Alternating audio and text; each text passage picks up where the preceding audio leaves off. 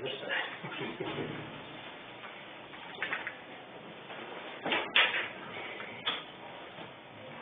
Mr. Schulte. Here. Mr. Jones. Here. Board. Here. Here. Our agenda for today.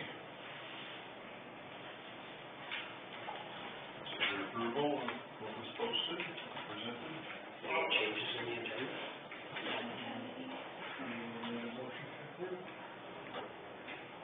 Support.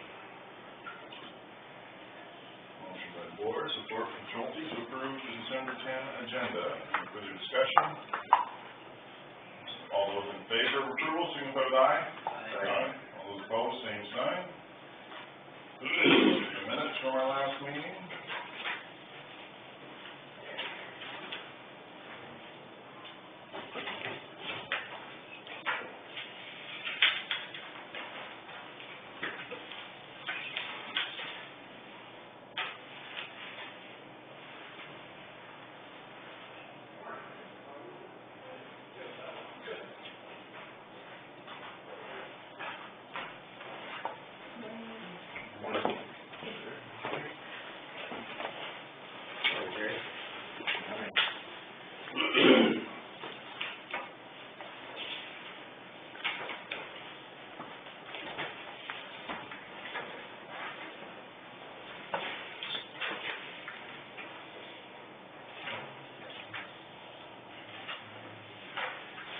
I'll make a motion on that.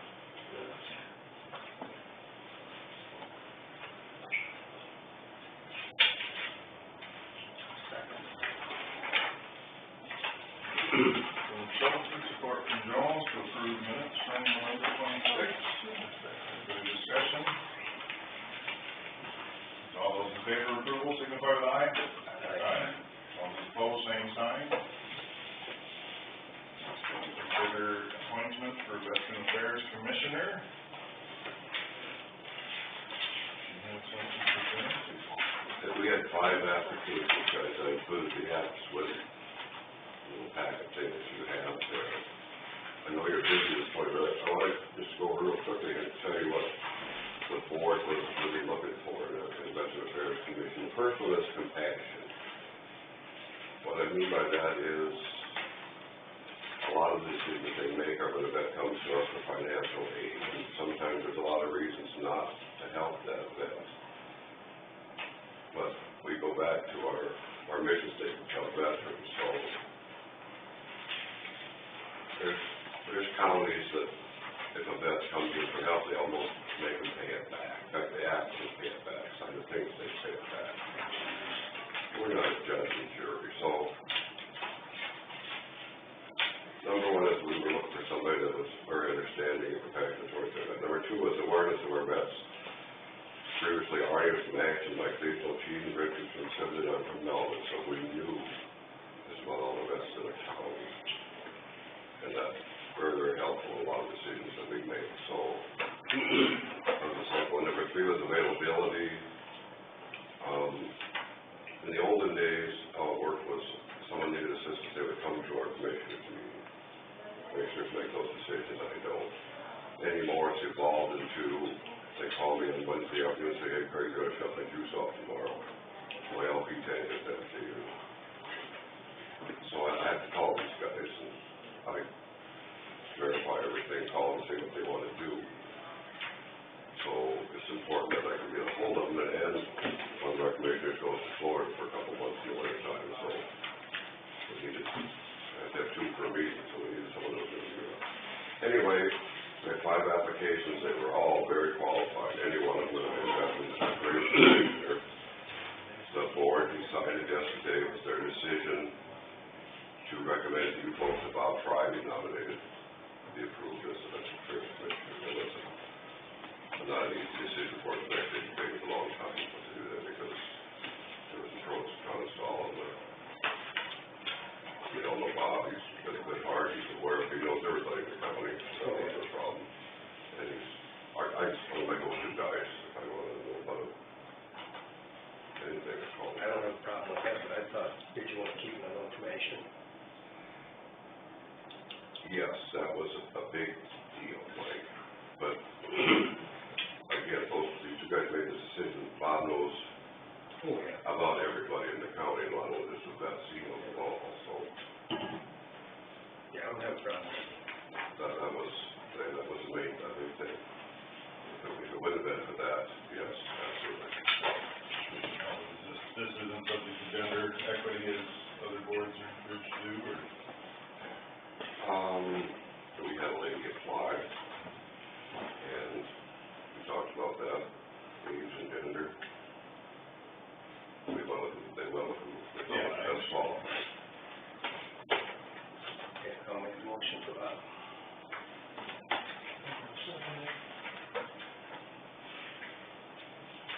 Based on the recommendation of the Veterans Affairs Board, the appointment will be Bob Fry, motion by Mike Schulte, support from Leroy Moore. Further discussion? His term was expired in 2024. So that sounds like, okay.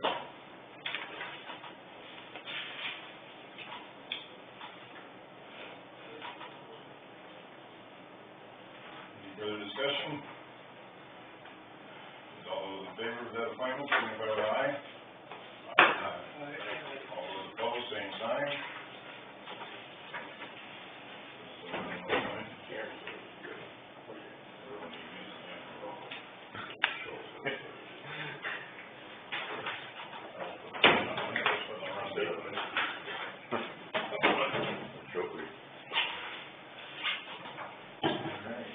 We have department heads. Start down on this end. Comrade, engineer. Winter caught us definitely early this year.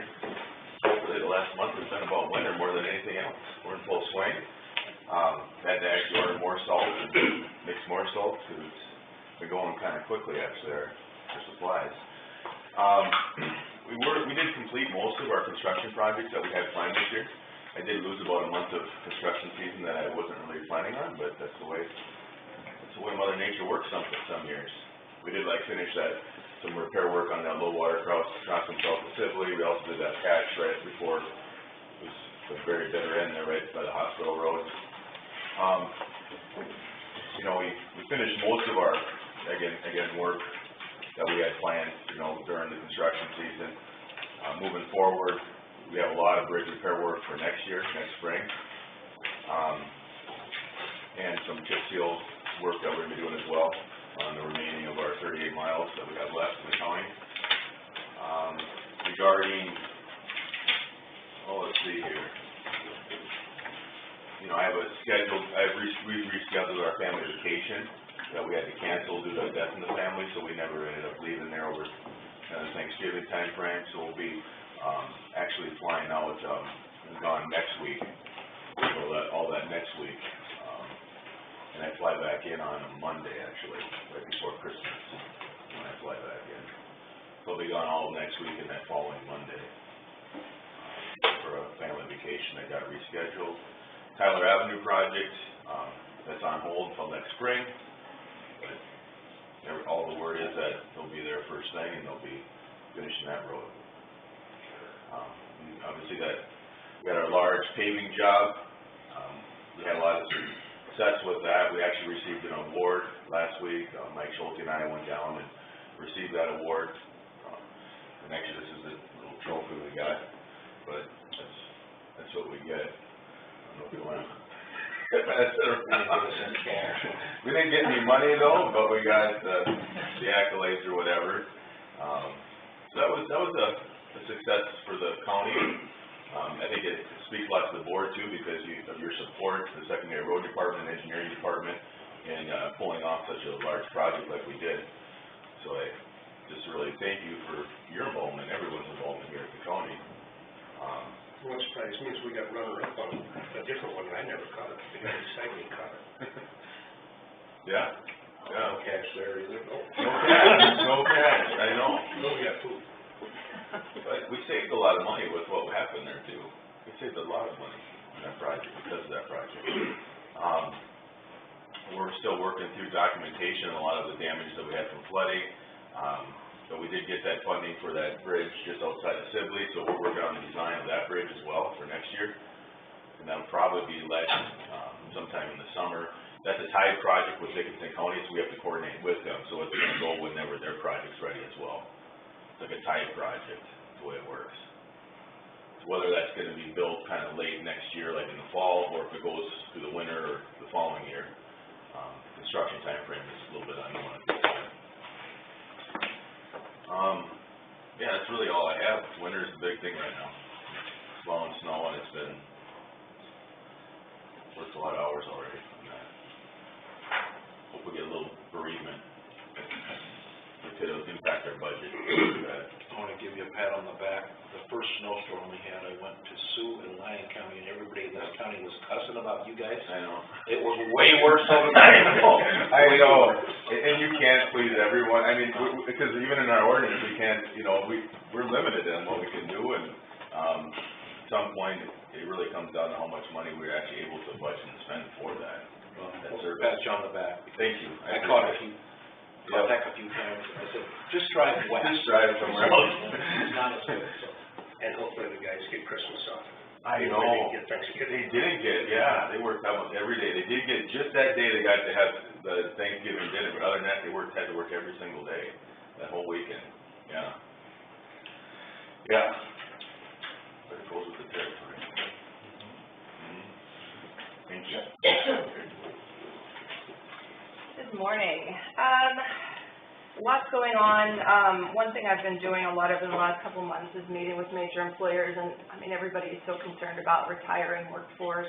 I went to the Future Ready Iowa seminar in Orange City this fall, which, there's a lot of discussion about trying to convince students of the opportunities in their own backyards. And so I've had some decent meetings with, starting with Sibilci, and at least the new superintendent's really keen to try to figure out how we can do more than just a career day, looking to, had a meeting with the career technical teacher CTE instructors recently, that really are trying to figure out what employers need and sort of be part of trying to make plans for, whether it's job shadowing, that sort of thing. So doing lots of meetings on that, and hopefully from there I can kind of roll something out with the other school districts and figure out, trying to convince people that even though it's cold here, they should have lots of job opportunities. So I'm just going to keep working on that. I'm sure y'all know Mindy Nauzer's one, Dream Big Grow Here. That's pretty much the main entrepreneur outreach that we're able to do, and that is through Northwest Iowa Development. Just like lots of conversations I have, people don't really understand what our office does, and so this has been a really good bit of publicity for people to understand that is part of what we are here to do. Yes, we want to build buildings, but we also want to help those that are here grow and, hopefully expand. So that was really great exposure for the region, and hopefully we'll get more applicants next year. Speaking of small businesses, Iowa Lakes has a small business development center. There's 10 regions that are covered by Michael Wombler, who's been in a position about 2 years. We are the lowest active county in terms of support as a free service, everything from succession planning to financial projections. So a meeting with Michael, I think we're just going to call in all the banks. That's where a lot of good leads come in of people that are looking to start businesses. So I'm hoping that we get some more people to understand that service is out there. I have a couple companies in mind that I'm trying to push for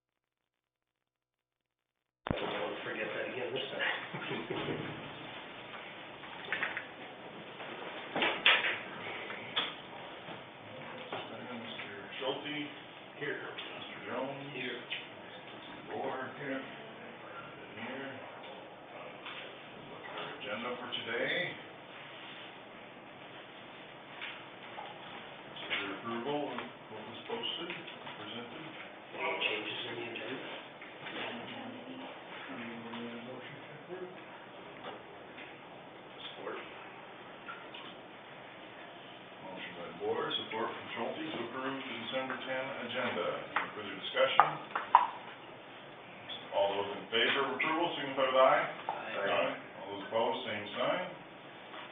The minutes from our last meeting.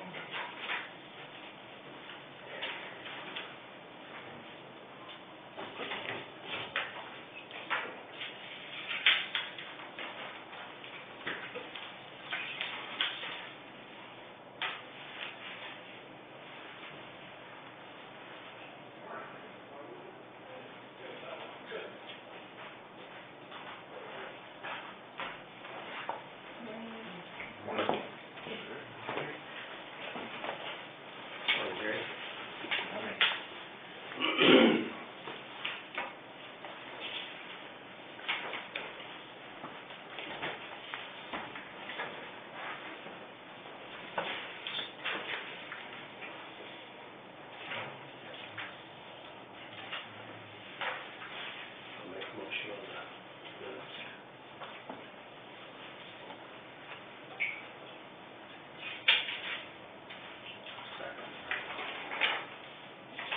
From Shelton, support from Jones to approve minutes from November 26th. Further discussion?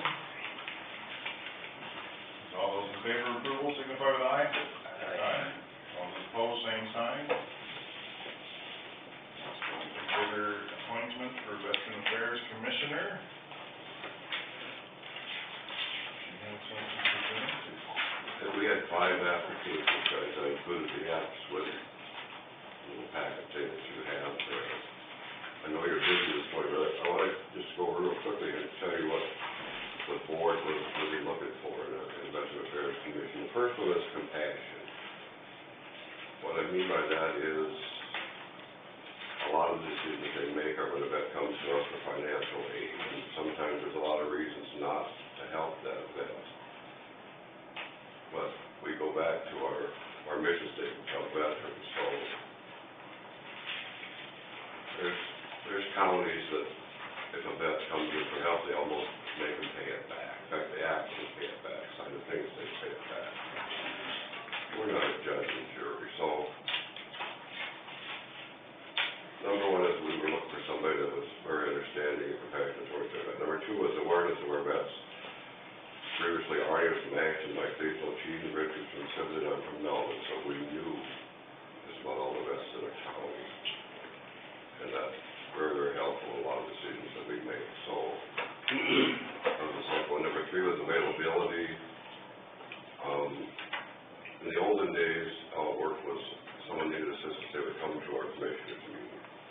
Commissioners make those decisions, I don't.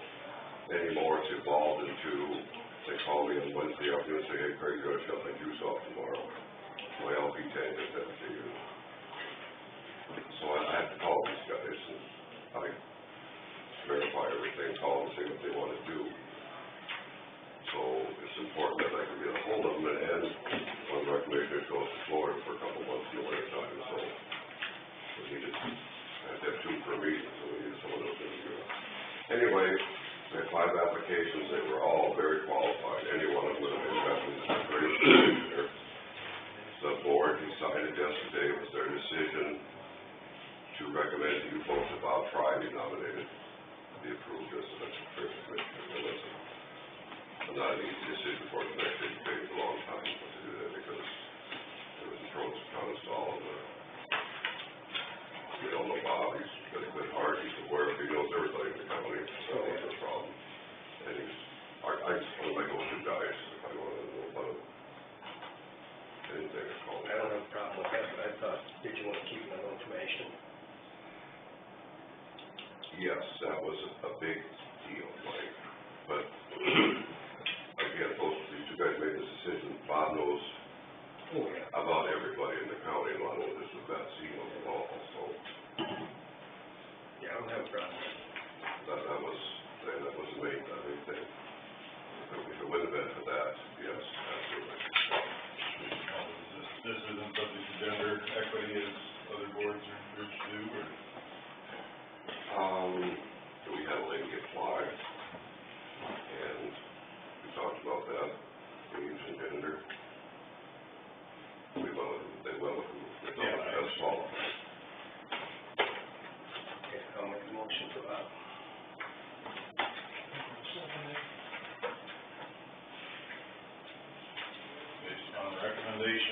Veterans Affairs Board, appointment will be Bob Fry, motion by Mike Schulte, support from Leroy Moore. Further discussion? His term was expired June 30th, 2024. So that sounds like, okay.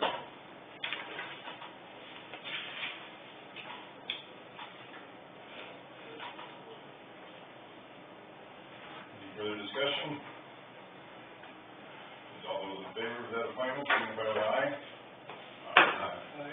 All those opposed, same sign.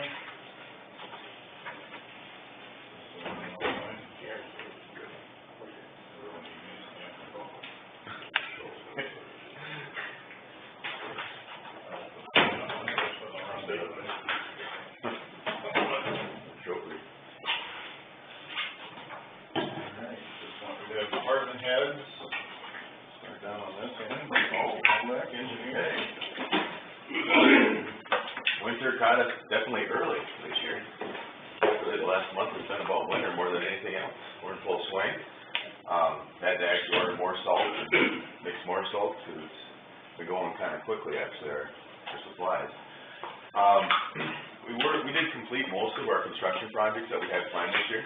I did lose about a month of construction season that I wasn't really planning on, but that's the way Mother Nature works some years. We did finish some repair work on that low water crossing south of Sibley. We also did that patch right before, it was the very bitter end there right by the hospital road. We finished most of our, again, work that we had planned, during the construction season. Moving forward, we have a lot of bridge repair work for next spring. And some chip seal work that we're gonna be doing as well on the remaining of our 38 miles that we have left in the county. Regarding, let's see here. We've rescheduled our family vacation that we had to cancel due to a death in the family, so we never ended up leaving there over the Thanksgiving time frame. So we'll be actually flying out and gone next week, so all that next week. And I fly back in on a Monday, actually, right before Christmas, when I fly back in. So I'll be gone all next week and that following Monday for a family vacation that got rescheduled. Tyler Avenue project, that's on hold until next spring. But all the word is that they'll be there first thing and they'll be finishing that road. Obviously we had our large paving job.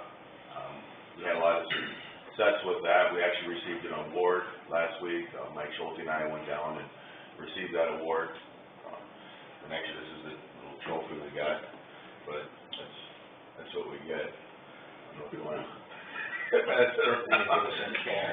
We didn't get any money though, but we got the accolades or whatever. So that was a success for the county. I think it speaks a lot to the board too, because of your support to the secondary road department and engineering department in pulling off such a large project like we did. So I just really thank you for your involvement, everyone's involvement here at the county. What surprised me is we got runner-up on a different one, and I never caught it. The guy beside me caught it. Yeah? No catch there either, no. No catch, I know. No, we got two. But we saved a lot of money with what happened there too. We saved a lot of money in that project because of that project. We're still working through documentation on a lot of the damage that we had from flooding. But we did get that funding for that bridge just outside of Sibley, so we're working on the design of that bridge as well for next year. And that'll probably be let sometime in the summer. That's a tied project with Dickinson County, so we have to coordinate with them, so it's gonna go whenever their project's ready as well. It's like a tied project, is the way it works. So whether that's gonna be built kind of late next year, like in the fall, or if it goes through the winter or the following year, construction time frame is a little bit unknown at this time. Yeah, that's really all I have. Winter's the big thing right now. It's blowing snow and it's been worked a lot of hours already on that. Hope we get a little bereavement. It could impact our budget. I want to give you a pat on the back. The first snowstorm we had, I went to Sioux and Lyon County, and everybody in this county was cussing about you guys. I know. It was way worse over I there. know, and you can't please everyone, I mean, because even in our ordinance, we can't, you know, we're limited in what we can do, and, at some point, it really comes down to how much money we're actually able to budget and spend for that. Well, That's we'll our- pat you on the back. Thank you. I caught a few, heck a few times, and I said, just drive west. Just drive somewhere else. It's not as good, so. And hopefully the guys get Christmas off. I They know. didn't get They Thanksgiving. didn't get, yeah, they worked almost every day. They did get, just that day they got to have the Thanksgiving dinner, but other than that, they had to work every single day, that whole weekend, yeah. Yeah. But it goes with the territory. Mhm. Thank you. Good morning. Lots going on. One thing I've been doing a lot over the last couple months is meeting with major employers, and I mean, everybody is so concerned about retiring workforce.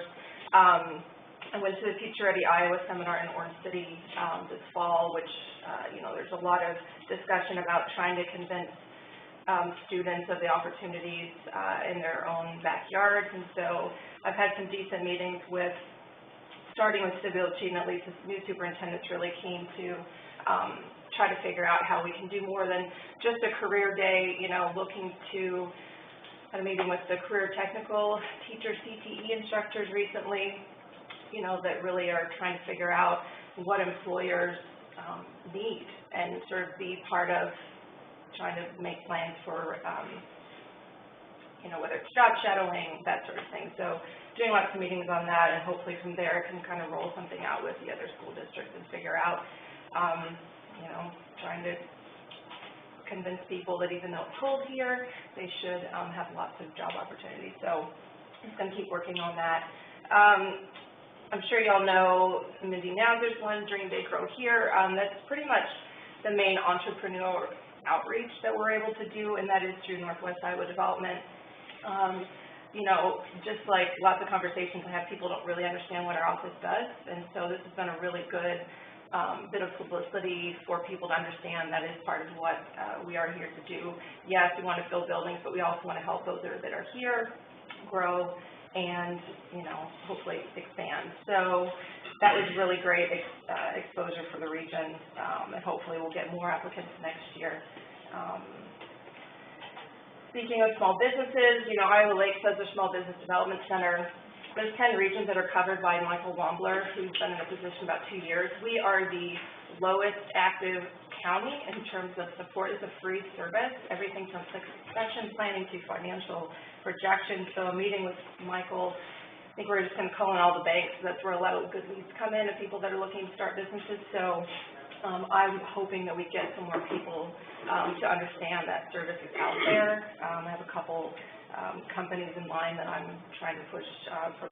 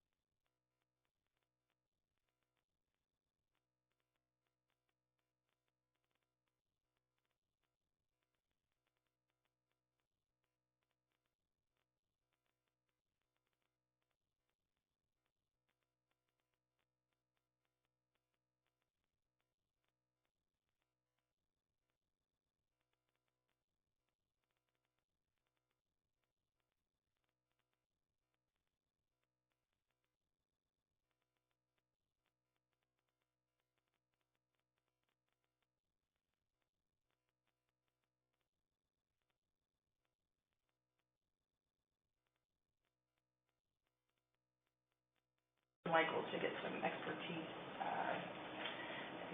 sharing. So Hawkeye Point, we had a logo contest. We've got 11 entries. We're sort of working through those to pick out if one of these logos is going to work for us. We're just trying to do some marketing next year, new brochure, and just some, more exposure to all the different things that are going on at Hawkeye Point. Very thankful to have the campground revenue. That check's in the bank. Thank you very much. That was not expected to have that kind of funds, but I think given our operating expenses and plans, that's going to be great. Community Foundation, a couple meetings last week. We've got our scoring approved. We had 43 applications this year, total of $95,000 from the state to grants. Thanks Ed and Jason for serving on that board. We're going to see if we can have our grant awards maybe in January. I'm going to see how quickly we can get things done from Des Moines Community Foundation, because people have a lot of work often they do. If we can do it before February, that would be great for next year. So right now,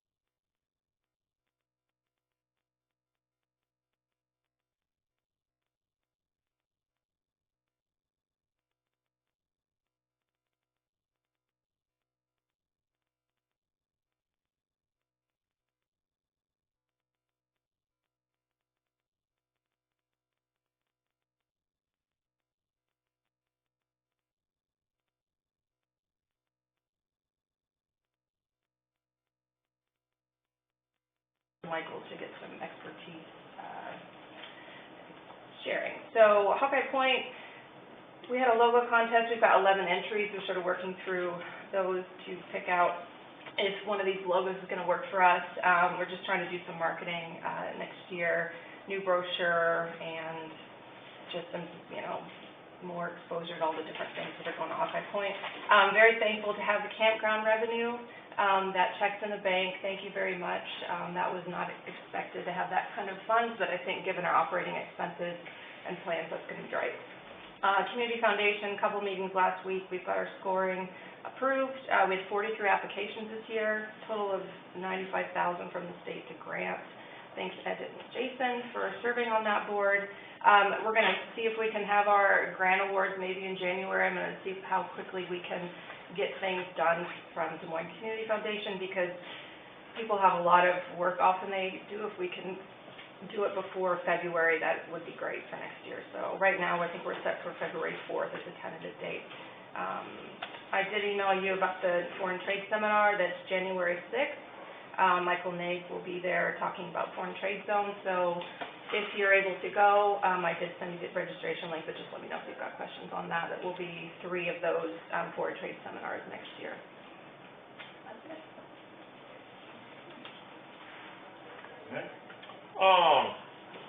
In between the moving snow, and then it got warm again, which was awesome, we were able to get back out and put up some additional ID signs, and fix and install some cable gates that we had, trying to keep people that aren't supposed to be out there out of our wildlife areas.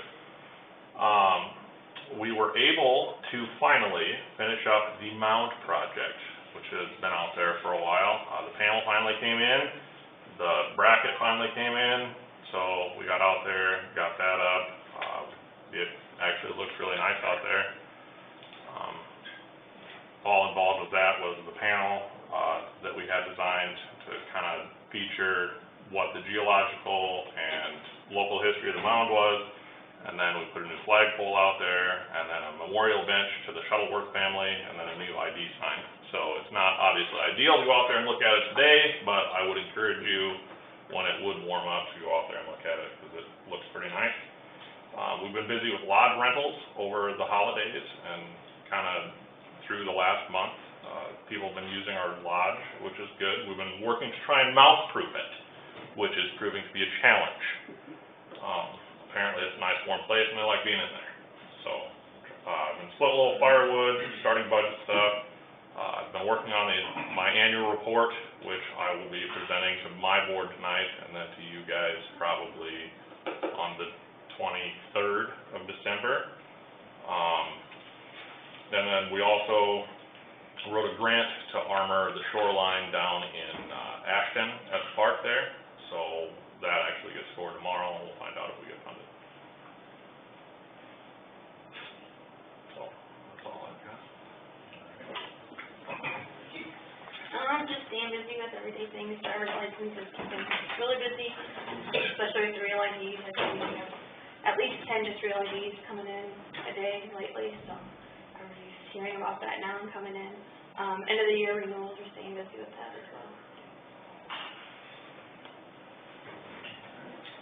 Working on trying to get some contractors in to start working on their building to do the plaster repair. Since we got our leaks, I think, taken care of. Waiting a call back from Cornerstone Architect so we can get started on our windows project. And other than that, just removing a lot of stuff. Member highlights are probably the Veterans Day program put on by the school kids. They just do a great job. For the best around. And the weekend folks set up fundraiser for Honor Flight, which that's a fun thing and a good thing. That's a good thing. So that's a business in my office, just people doing this stuff.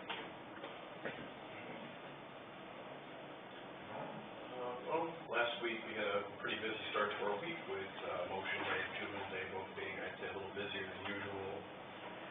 Juvenile court day was especially busy because we didn't have one last month. Sounds like we might have some significant hearings beginning next year or sometime early next year. So that's been, I suppose, keeping us more busy. Besides that, decided to start working on the budget as well as whatever goes on public safety regarding budget. So I guess that's about it for right now. And we're busy, as usual, in the winter time with our annual changes. We're working on 2020. And we've driven the township, working on making callbacks there and the drive to towns and new construction, pick up building permits, and update values. And Vanguard comes a couple days every year for annual service, and they showed up yesterday. And so Mike's out with Ted right now, picking up some valuations. The feed mill, got some more construction going on, and just some miscellaneous changes around the county. Dan, you have an update? No, don't know. Come on, Wednesday. Yep. Tuesday. No, acrylic tile. December 1st, just report. Working on valuation. I can't have my 60 points.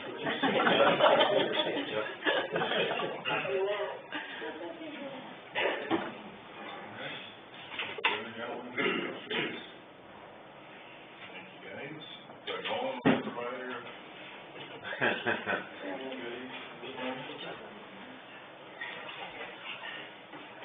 Help yourselves. I think it's kind of weird. No one is burning up. Okay, come out there.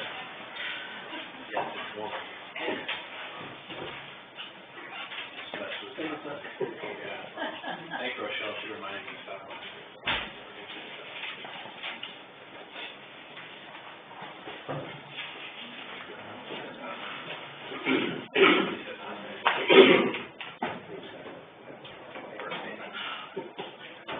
I thought it was just me. Yeah, and it's warm up here. No two ways about it. Yeah, well, you get to pick of the litter very nearly. I got my choice. But you can leave them there, or you can leave them there. They're on the way? Well, no, I don't mind. You're still walking after last night, so it can't be all Yeah, that. it was good.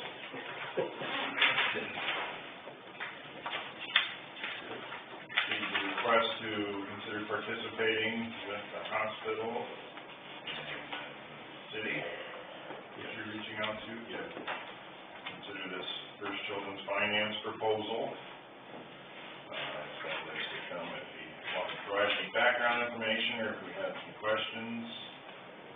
Information was sent out by email a few weeks ago, I think, or over a week ago.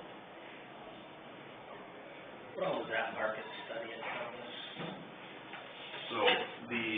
So First Children's Finance is, out of Urbandale, Iowa, and they do consulting. Do you have the information in front of you by chance? Well, I can give you a proposal, and then I can share that information with you, so you can consider. Yes, well, I have copies.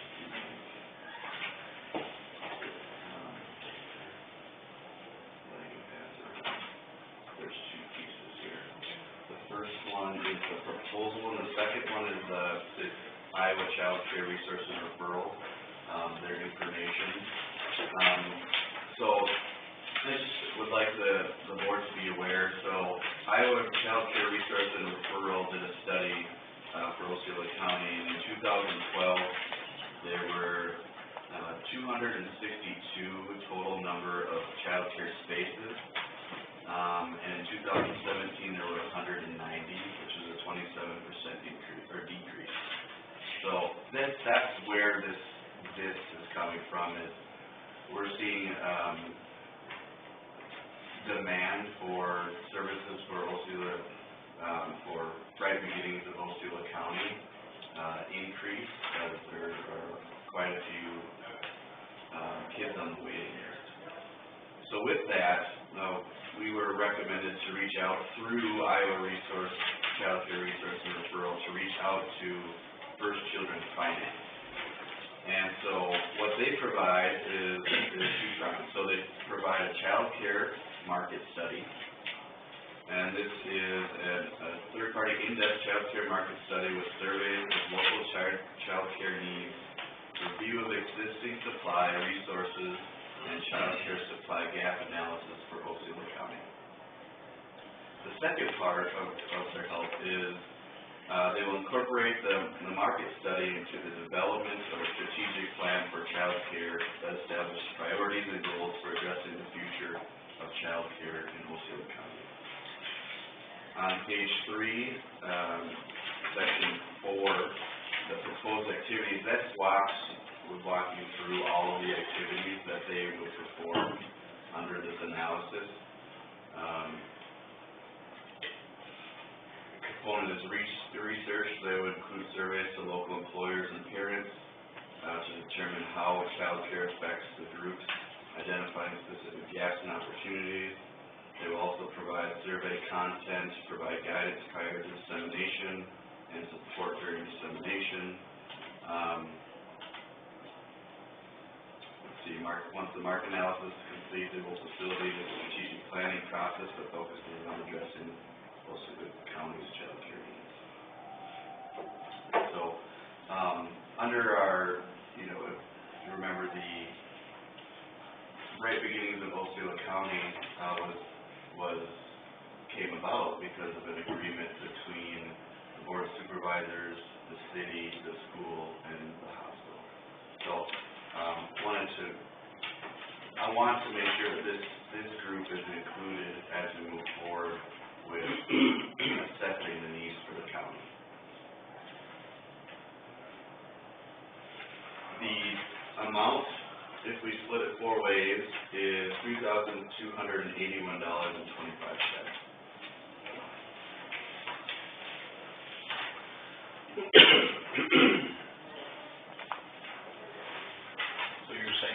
The counties, the hospitals, the school, and the city are all on board, or that's where we're trying to facilitate some support from all 3 groups, all 4 groups.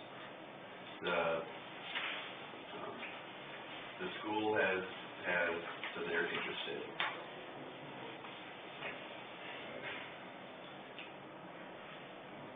We've also applied for a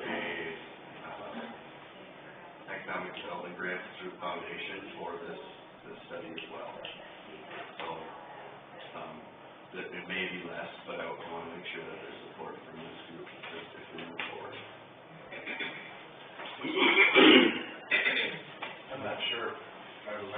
that, the loaf,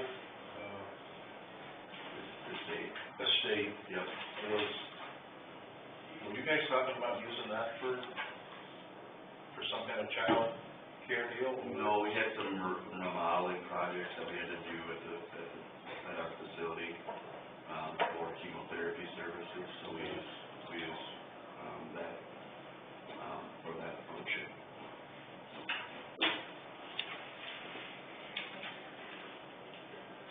This would be a county-wide study of employers and needs. Does Bright Beginnings participate in the QRS program? They do four-star QRS rating.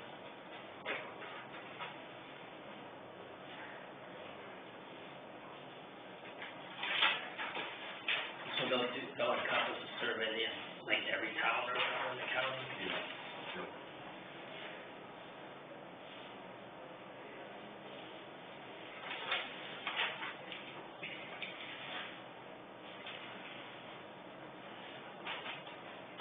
Make a motion to fund that survey, or that was used to be kind of in our board. Support that.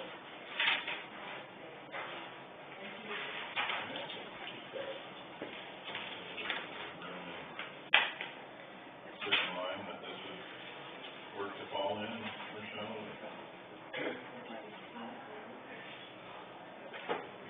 Okay. Well, it's definitely needed. Include it in the future budget amendment if needed, but. Okay. Any further discussion? Well, one question, sorry. Will we have any, they'll do a strategic plan, will that be their strategic plan, or will that be, will we be included in on that, or? Yes, so that's the reason that I'm here today, is because there will be a committee for strategic planning, and so we'd like, if it's Leroy or another, board of supervisor to be on the child care strategic planning, committee as part of this analysis. I think you need to be part of Yeah. it.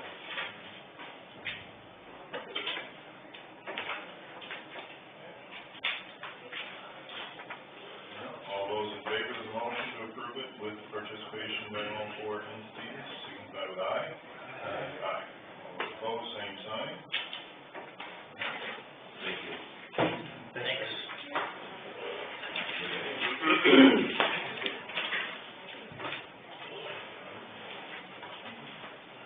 Move that up and look at the salary increase for Zane Roberts.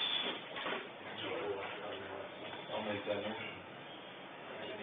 I'll second. Increase for Zane Roberts, this motion was made by Helmer, support by Jones. Any further discussion? All those in favor, signify with aye. Aye. All those opposed, same sign. 7, staff here, she's been providing plenty of input to Rochelle, and Rochelle's got some options here for the county website redesign. Michelle, do you want me to try to talk? Okay. Poor thing. I've been working on websites for 20 years, and I've gone through a lot of redevelopment, so I'm very happy to assist as much as I can. It seems like, I don't know the last time the county website's been updated, but there's a lot of the technical aspects that need to get updated. And so I said to Rochelle, okay, we've got the quote from Lucas Headley, but I was quite curious what else was out there. So I reached out to Shelley Turner of Turner Marketing, who does our website, as well as Blue Lake websites, which a lot of other counties use, just to kind of see what we're looking at money-wise. Nothing's cheap when it comes to any kind of redevelopment on a website.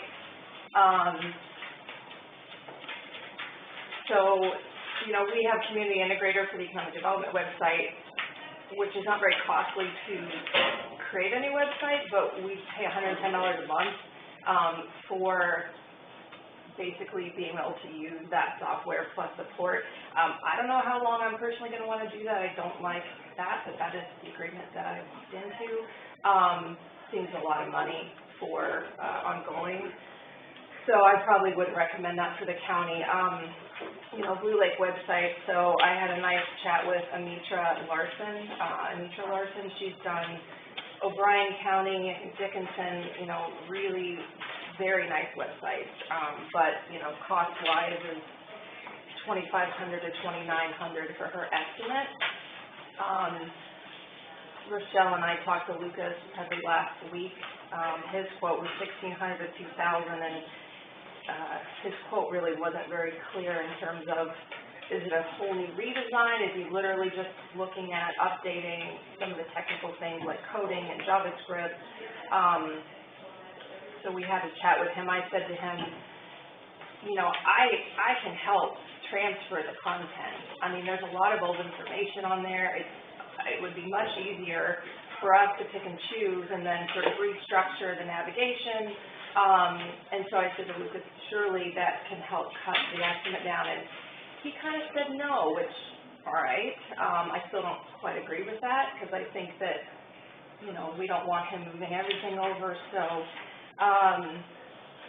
that's kind of where we're at. I mean, you know, I know that my sister said to me, well, can you do the website? Well, I mean, I'm not a code expert. Content management-wise, yes, I can help a lot, but unfortunately there's no super cheap way to do this, especially when the site, I mean, has it been 10 years or more since you probably had a new website? So, you know, and yeah. It's not very useful for us. It's not, and you know, just like our website is a huge, I mean, it represents the county, and I've tried my best for our site to serve, you know, community information, job information, events for people looking to move here.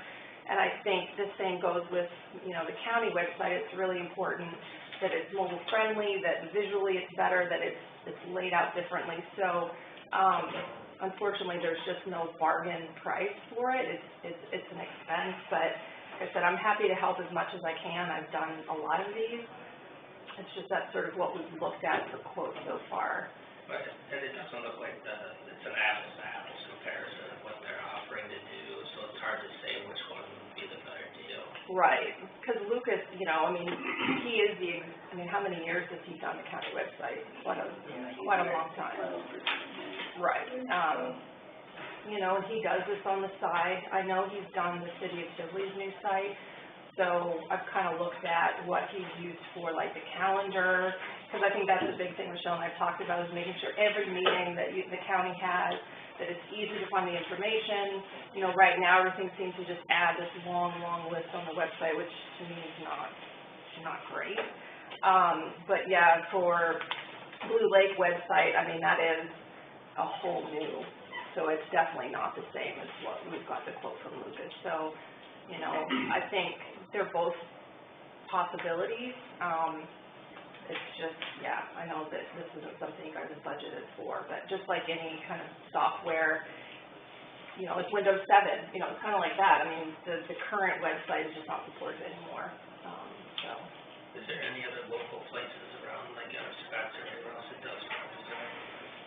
These are the ones that I've seen the most common. I mean, we certainly can look and check. It does seem like Blue Lake website's used a lot. I know that for at least your economic development, both Lyon County, there's a couple of them that also use Turner Marketing, but like I said, I think $110 a month is too much. It is. You know, Lucas doesn't seem to charge right now for any support, which is something. I'm used to most web companies, just like Solutions. Every time you have a question, there's $40, you know, it seems like. Whereas, you know, I said to Rochelle with Blue Lake website, I mean, Anitra is happy to come and present a proposal. We can always ask her, is there any way that can be less money? I mean, she definitely does a wonderful job. Those sites look so good. But again, I realize that it's, you know, it's over $2,000. Into the slight facelift of the user interface to make it appear more modern. And I don't know that that's going to make it any easier to use. I mean, having looked at the City of Sibley, it's not great. It's not a great site. And I I hate saying that, it's just an opinion, I don't think that it's laid out as nicely as it could be, but that's my view on it. Not saying that Lucas couldn't do something different, I don't know how much the city paid, I just know their meeting stuff doesn't seem like there's a lot of information there, whether that's the city side, whether that's possibility, so, you know. So, yeah, I mean, I don't know who else is out there, I guess I can't remember, you know, like who Clay County uses, if there's people based, I mean, I know there's, I don't know if like Blink Marketing or Bonfire is it that's out of Spirit Lake. I don't know if they do website, because that's more advertising, so. There's gotta be somebody around here that does, but I thought that was the place that's responsible. I can't think of. Yeah. It'd be a present, Yeah, I will too. it'd be a present solutions with, You can check, you know, when I ran the Asheville Chamber, I used some chamber-specific software that was set up really well for what we did, so I never looked, anyone I use for the lake is more advertising based. We can certainly check, if it does Clay County. I just can't remember, I just know that Blue Lake does quite a few from this area, and like I said, it's not cheap, but very nice website, so, you know, I do feel like you get what you pay for with these sorts of things. Yeah, I just realized this, I mean, the last website we did at my last organization was $10,000. I mean, it was very expensive, and we had partly funded by our utility partner, but still, it was very expensive. So these don't seem so bad to me, but again, it's kind of what priority-wise you guys.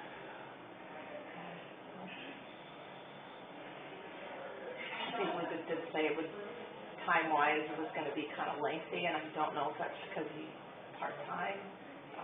I think Anitra said hers was 8 to 12 weeks, which seems pretty good to me. I think Lucas didn't want to commit to a time frame on that. We'll see in that Blue Waters quote, they were gonna move 5 years with the minutes and all that stuff over to the website as well. Yeah, and I really haven't talked, you know, she kind of just followed up to see if we need anything else from her, and I told her we'd let her know when we had an initial discussion, but I can certainly call her and say, look, you know, is there any way to trim this out a little bit? Yeah. Well, yeah, because I definitely, I mean, I think that would be up to you guys, you know, if you want the last year's worth, or, you know, how many years do you want to go back for content, but there's, I guess that'll be part of the plan. I'm happy to talk to her and just see if there's any way it could be a little cheaper, and then, yeah, see if there's anyone else around Spencer, the lake, that I just can't think of any offhand.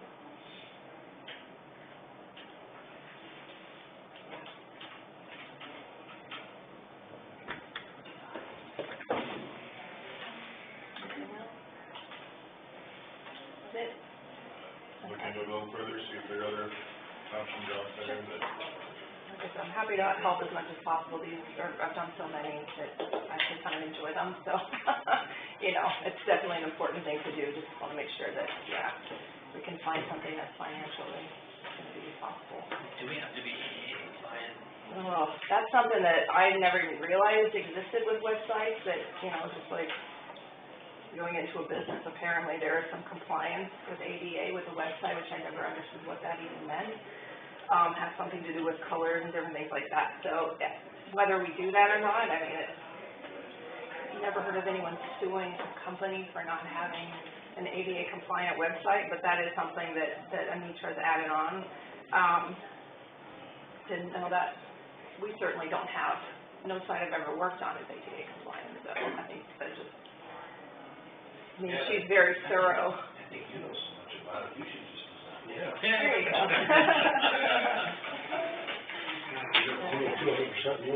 I got confidence in it. You're gonna pass? Okay. We'll do a little bit more digging and then share more in January. Brian Kelly, where to go, so if you want to know, driver's license or. Right.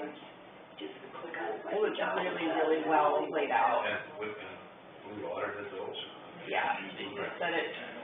I might add, well, I guess I don't know anyone at O'Brien County per se, other than economic development, she's got her own website, but, you know, just money-wise, you can find out maybe how much they paid if it's something similar, but I can always add that, that's just a feature that I thought was very nice. about Yeah. O'Brien County.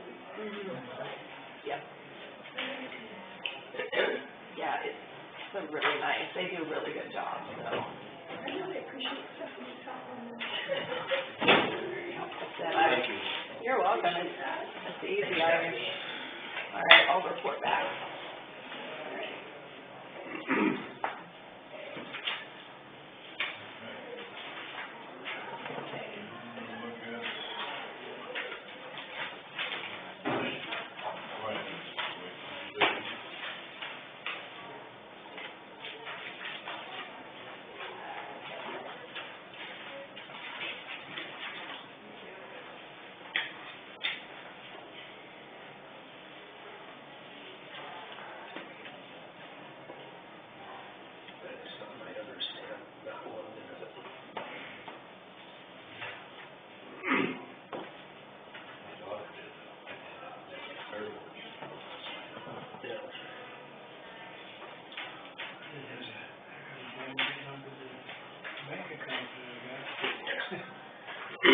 Stephanie did economic development, just kind of updated that. I hope it looks good, I've never looked at it, but.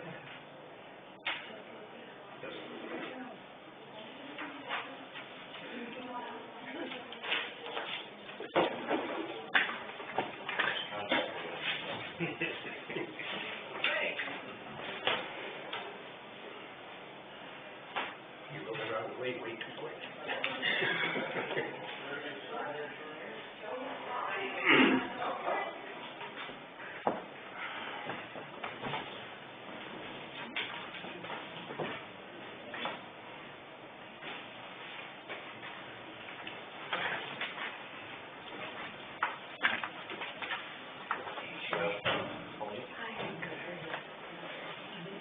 Ready?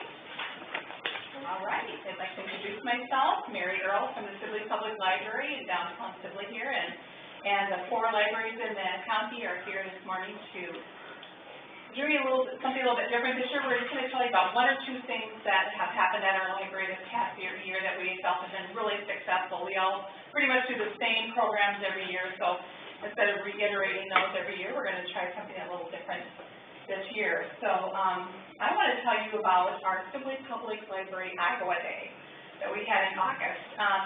This is a free event open to the kids in the Sibley area, and we had about 30 kids participate, ranging in ages from 5 to 10 years old. We had it promoted on our Facebook page, our website, and of course in the local newspapers. Every participant received an Iowa roadmap. They found 8 areas in the library which represented various Iowa locations. Each location had a stamp, and then they used that data to find the actual spot on the map, which was interesting because most kids don't know anything about maps today. And then they stamped it according to where they found it. I'm going to just pass around some pictures that help show some different things that we did that day and some of the projects that we had. There were 8 areas in the library that they had to find.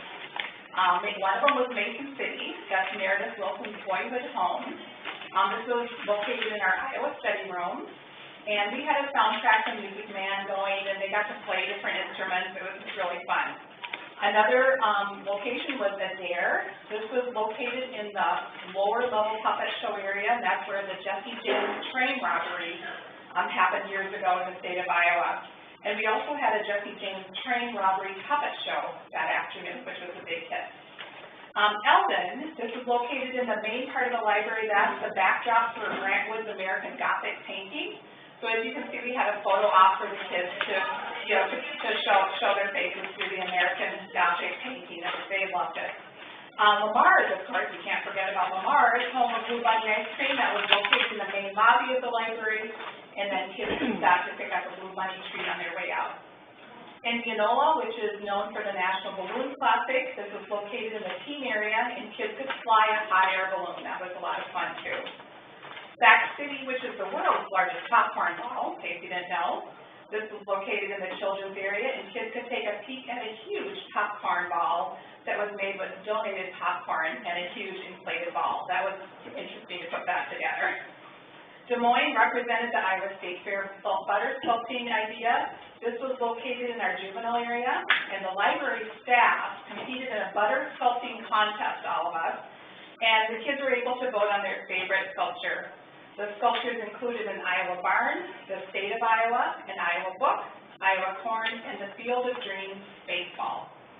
And then our last location was Dyersville, which is the Field of Dreams location. This was located on the front library of the lawn. Kids participated in several games, including University of Iowa and Iowa State University cornhole games. So they had a lot of fun rooting for their teams out there on the front lawn. And of course, so then our three main activities for the day were the Jesse James Train Robbery Puppet Show, which was written by our children's librarian, Rachel. The Paint Like Grant Wood Art Activity, which was a lot of fun. This is a step-by-step landscape on a canvas panel. And the Fields of Opportunity Outdoor Games.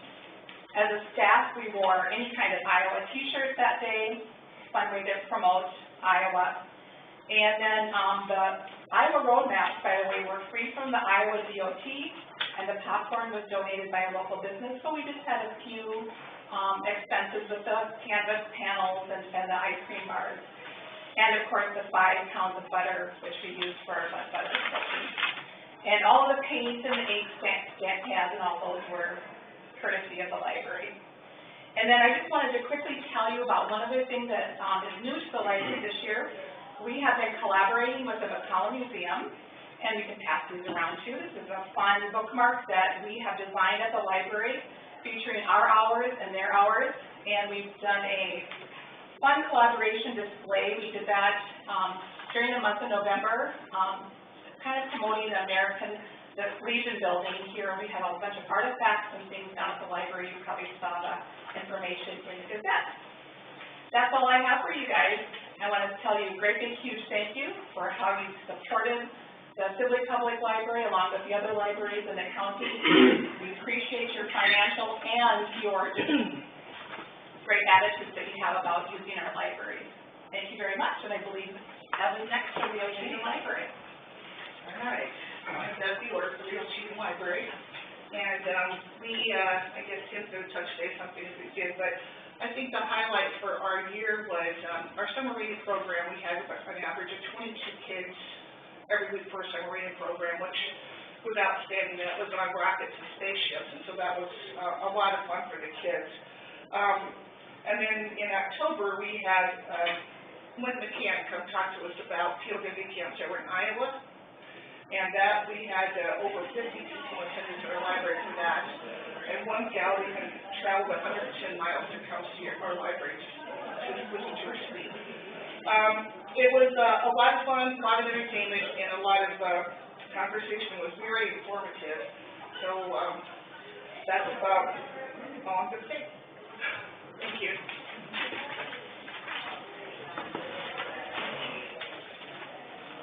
Always in the Little Melvin Library. Well, this summer we had a kids reading program also, and we had it set up that the kids, when they read the first 100 minutes, got a McDonald's gift certificate. And then if they read the next 150 minutes, they got a pass to a movie, which included the movie, popcorn, and a drink. The grand prize, whoever read the most minutes, got a gift certificate for Pizza Ranch. And we had 9 kids participate, which is great because Melbourne is a very small town. And then we had a program on where to eat for the adults. And this is a program which they came and told us about plants that you could eat. And we had a good attendance for that. Other than that, we didn't have a whole lot going on in the Melvin Library. But we do appreciate whatever you give us because, after all, that is our budget pretty much. The city does not support the Melvin Library very well. And if we don't have the money, soon the library will close. Thank you. I think Ashton needs one more so they have some electricity, so somebody's shaver works. I wouldn't get all the compliments on my style, you know.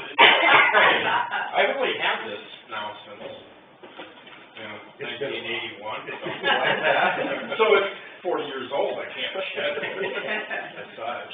But thank you guys for having us here today. It's an important thing to meet with you, to know where our county dollars are going. You know, the libraries are kind of a way station in each community. Information flows in it, information flows out of it, whether it be applying for unemployment jobs on the computer, whether it be researching out of books in a department, bringing your kids to do something other than sit at home and watch TV, or have a bus stop right outside your door so they can all come in when they feel like it.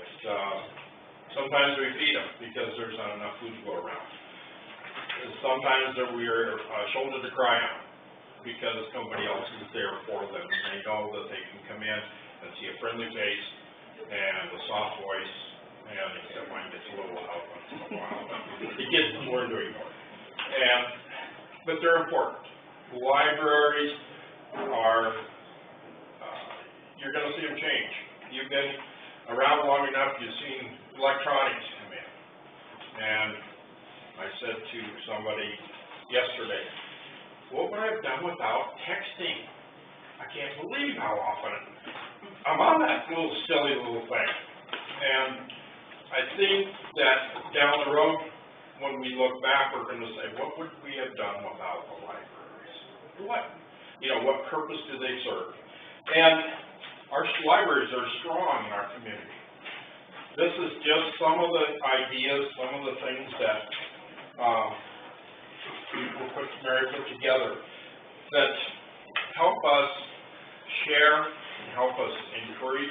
Ashton right now, I think we're looking back on what for the year was the fact that we had quite a bit of interaction with the local sheriff's department. We're served by two police entities. The kids go to Sheldon and they are in Dare there, but then they come home, they're served by our local police. So we brought deputies in to meet with the kids, and then we had a session with the adults on adult security. Coming up, we're going to have a session on home security. And then later on, we'll be working with them on emergency for the area. I'm a ham radio operator, so we're going to draw in what we can do in the community, and we're going to try to hub it, get the agencies all involved. We bring them together. And so the library serves different things, as we've heard, in each of the communities. And they're important. We don't want to lose them, just like Pauline struggles with smaller town, but they serve a purpose. And we're so glad that you can serve as a means of support to them. Financially, encouragement as well. Come to our towns, seen you around on our parades and our city celebrations, so we know that you care and know that you see what we're doing. So we continue to encourage you to do that, know what's happening, and yes, we all come in and everybody wants money. Have you had anybody that come in and said, don't give us anybody? I don't think that's the case. We all need it. Our expenses aren't going down. But we're not going to come in and say, we need this much money. We're not going to do that. We trust your judgment. You've been fair. You've been supportive. And that's really the best we can ask for. And I leave it with you with that your judgment, and we just ask, come around and check us out. You go out and see projects going around the county, come in and stick your head in the door. Get Stephanie from downstairs, she comes in and sees what's happening every now and again. So, like I said, thank you for your time and your efforts, and that's all I got for you. Any questions for us? Any other comments, ladies? And I'm like one of 15 or so directors, male directors in the state, so I'm used to saying ladies. Good job. Thank you all for doing it. Thank you. Thank Thank you very much. I would add also, when DCAP sends out those free mini grants, that everybody try to take advantage of those as well. Yes. Yep. I know some of the participation has been lacking a little, and it's free money. Yeah, now, is the SHIP grants involved anymore, you know? I don't know. I know I haven't heard it. usually when we get down to the end of the year and there's too much money, that's when all these mini grants come out.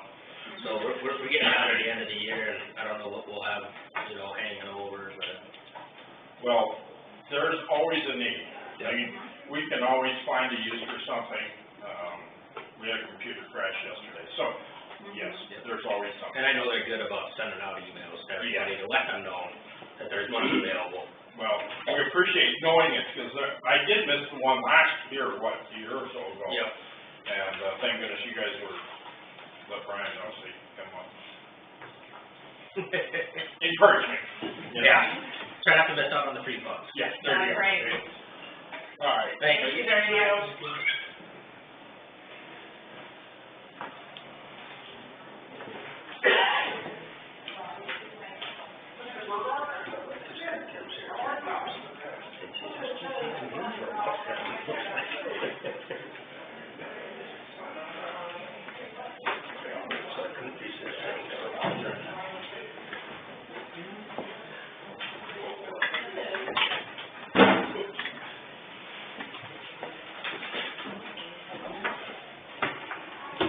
Good morning. How are you?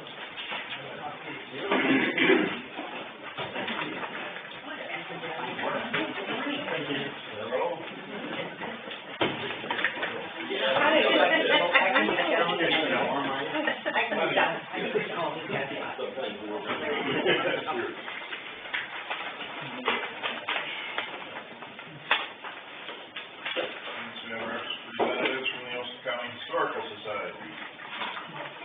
Well, thank you so much for allowing us to speak to you. The Osceola County Historical Society has 3 museums, the Ashton Museum, the DeBoer Bushy Museum, and Larry will be your speaker. And then there's also Tracy House over Adam Cheaton, and Lois Markle over there will be your speaker. And I also have some board members, Larry, Elaine, Headley, and Beth Bell, who are supporting me. What we propose to do for McCollum Museum, Brunson Heritage House, is to spray, prime, and paint McCollum Museum, Brunson Heritage House. And our goal in going in front of you is to begin to do some fundraising for painting of the museum. And we do have other sources of funding that we will be depending on too and writing grants for, and that does include Community Foundation of Osceola County. The museum was last painted in 2013, and now it's showing great, I'm going to just pass this around. I went out there and took some pictures, and there are certain areas of the museum, there's one in the back too, that shows a lot of the paint peeling. And so we've always had problems in certain areas of the museum with that. The paint peeling, and my feeling is that the logs, when they built that museum back in 1957, the first part, and the second part was in 1962, maybe the logs weren't here because they were still keeping sex. And so some of those seem to be more prone to the sun just degrading them. And so the museum was last painted in 2013, which is about 6 years ago, for a cost of $6,680. And contributing to the cost of the museum is the fact that it does have to be scraped by hand. We cannot allow power washing of this museum because the water will flow right through the museum and damage our artifacts that we have inside of it. So that's why it does have to be hand scraped, and this does add to the cost of it. So we are so proud of this museum, and maintenance is one of the biggest costs of maintaining this museum. Because the first part of the museum was built in 1967, so it's over 62 years old. been built since then.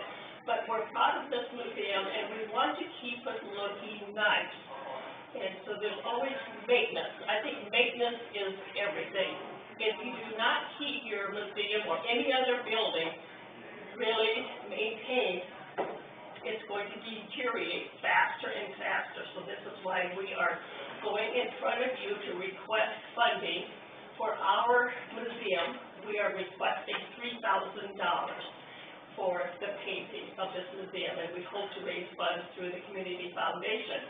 Our projected timeline for completing the painting of the museum is about 2021 or 2022, about the same time that the farm shed is being painted. And so we really want to have an aesthetic looking museum. Our museum is located on the northeast quadrant of Central Park. So it looks nice from the outside, but you look up closer and you're beginning to see some signs of wear and tear. So that's why we are presenting our request on behalf of McCollum Museum for the $3,000 from the county supervisors to complete it toward the painting of the museum. Any questions? Has anybody looked into, they have something called Paint Iowa, and it's through Vogel, Mr. Vogel, have you guys checked that out at all? We checked it out in 2013, and the contractor who did it he wanted to provide his own paint.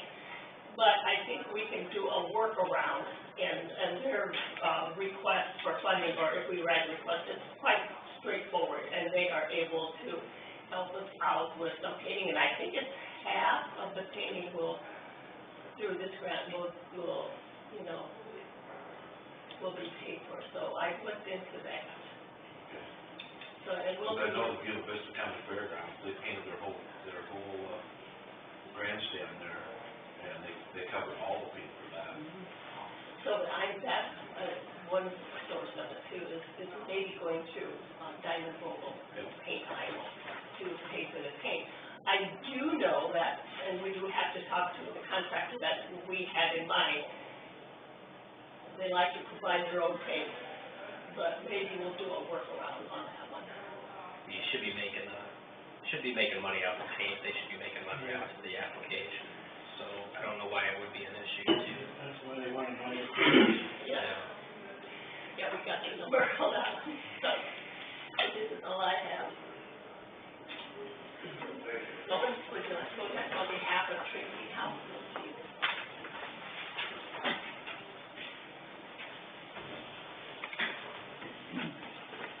Over in Ocheyedan, we've been really busy. We purchased the property across the road with the help from the town of Ocheyedan. We paid down a third of it, and the city gave us the rest on a 20-year loan, so that helped us out with no interest. So that was a big help. But now with that comes a whole raft of needs for financing. As you know, when you buy something and start remodeling, you open up a can of worms. First of all, we are going to redo the floor in the garage, the big garage that's attached to the house. And that's going to be one of our main areas for displaying artifacts and stuff like that. So we're in the process of redoing the bathroom. It will be 100% code, up to code for handicapped accessible. But we need to do the floor. The floor needs some help.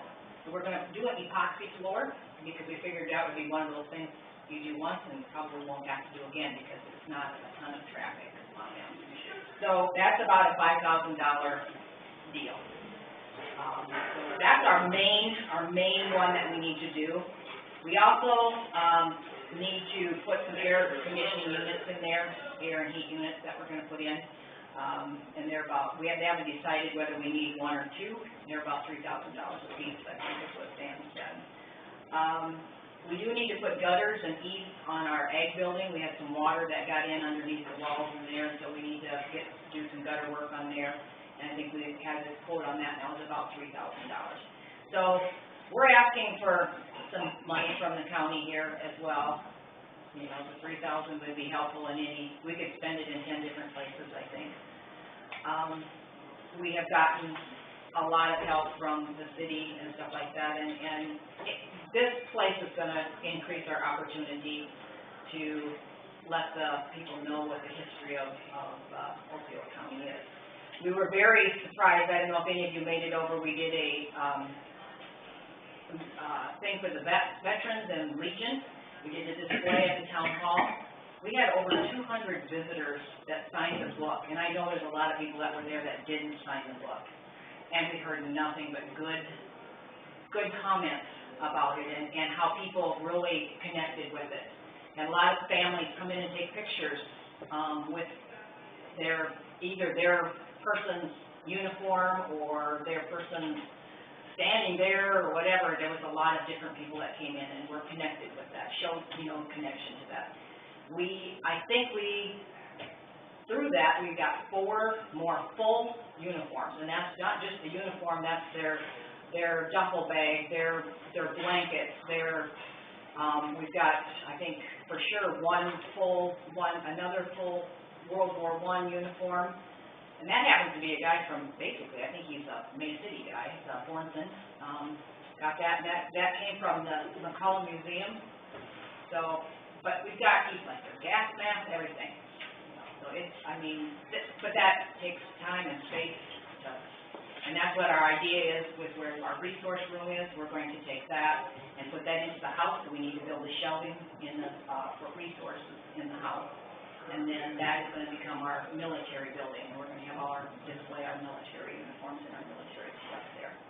So that is my speech today, and hopefully you will understand our needs for funding. We have Ashton.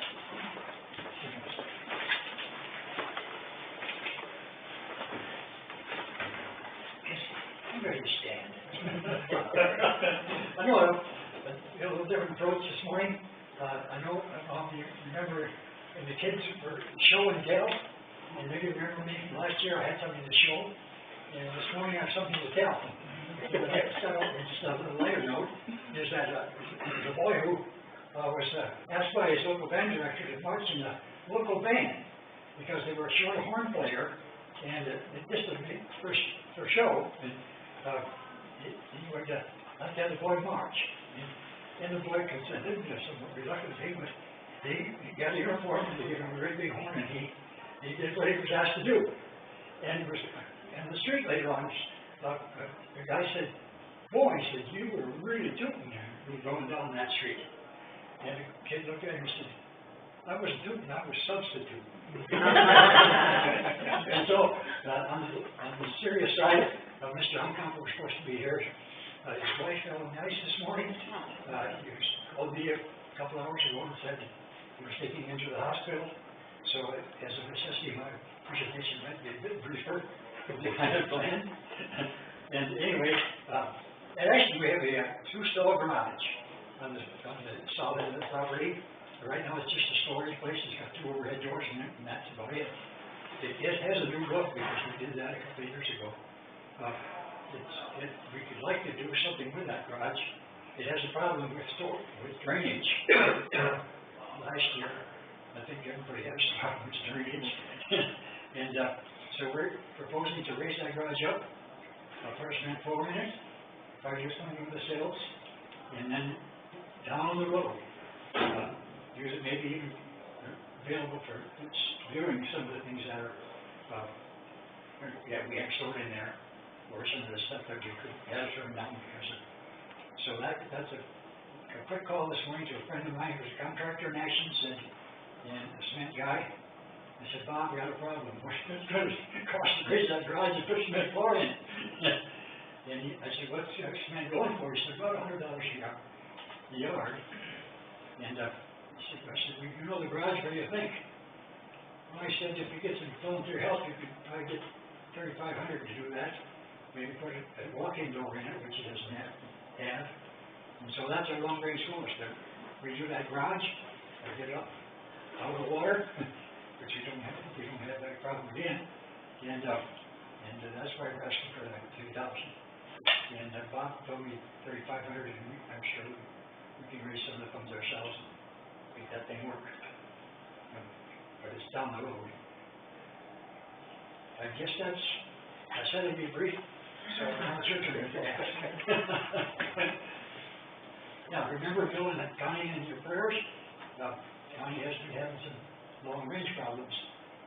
She's been fighting cancer for a couple of years, and now this. So, we're short staff at the museum already, and we can't afford that. The developers are getting a day or two older. More like two. That's my presentation. Thanks a lot for having me, and we appreciate all you can do for us. Okay.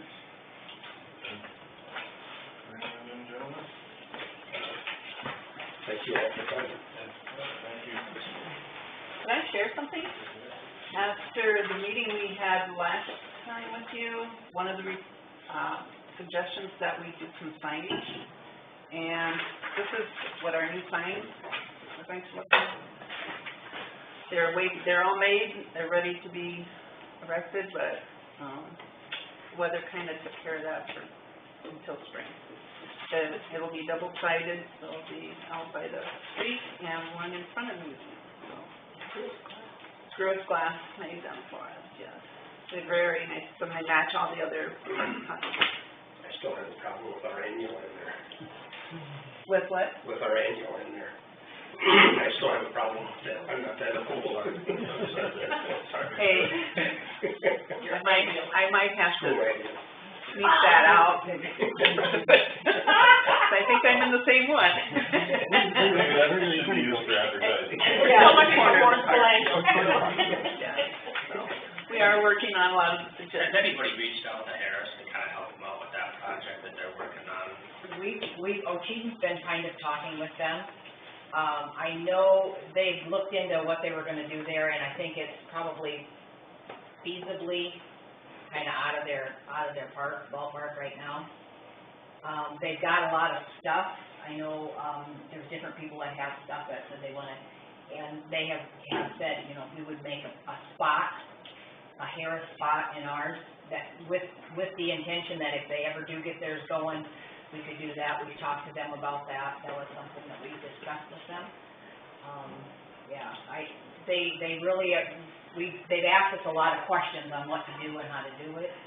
Will you guys be climate controlled for some of those artifacts at Yes, some point? yes, and that's why we're, the air conditioning and heating units that we're putting in that garage and then in the house, just moving all of our books, we noticed we were getting some just white powder mold on some of our books in that resource room, so we need to do some work in that, what is resource room now, if we put those uniforms and stuff in there, yeah, we're working on that, and that's the big thing over there, with the old building and, I mean, roof and stuff, that thing is more dilapidated than what they thought it was.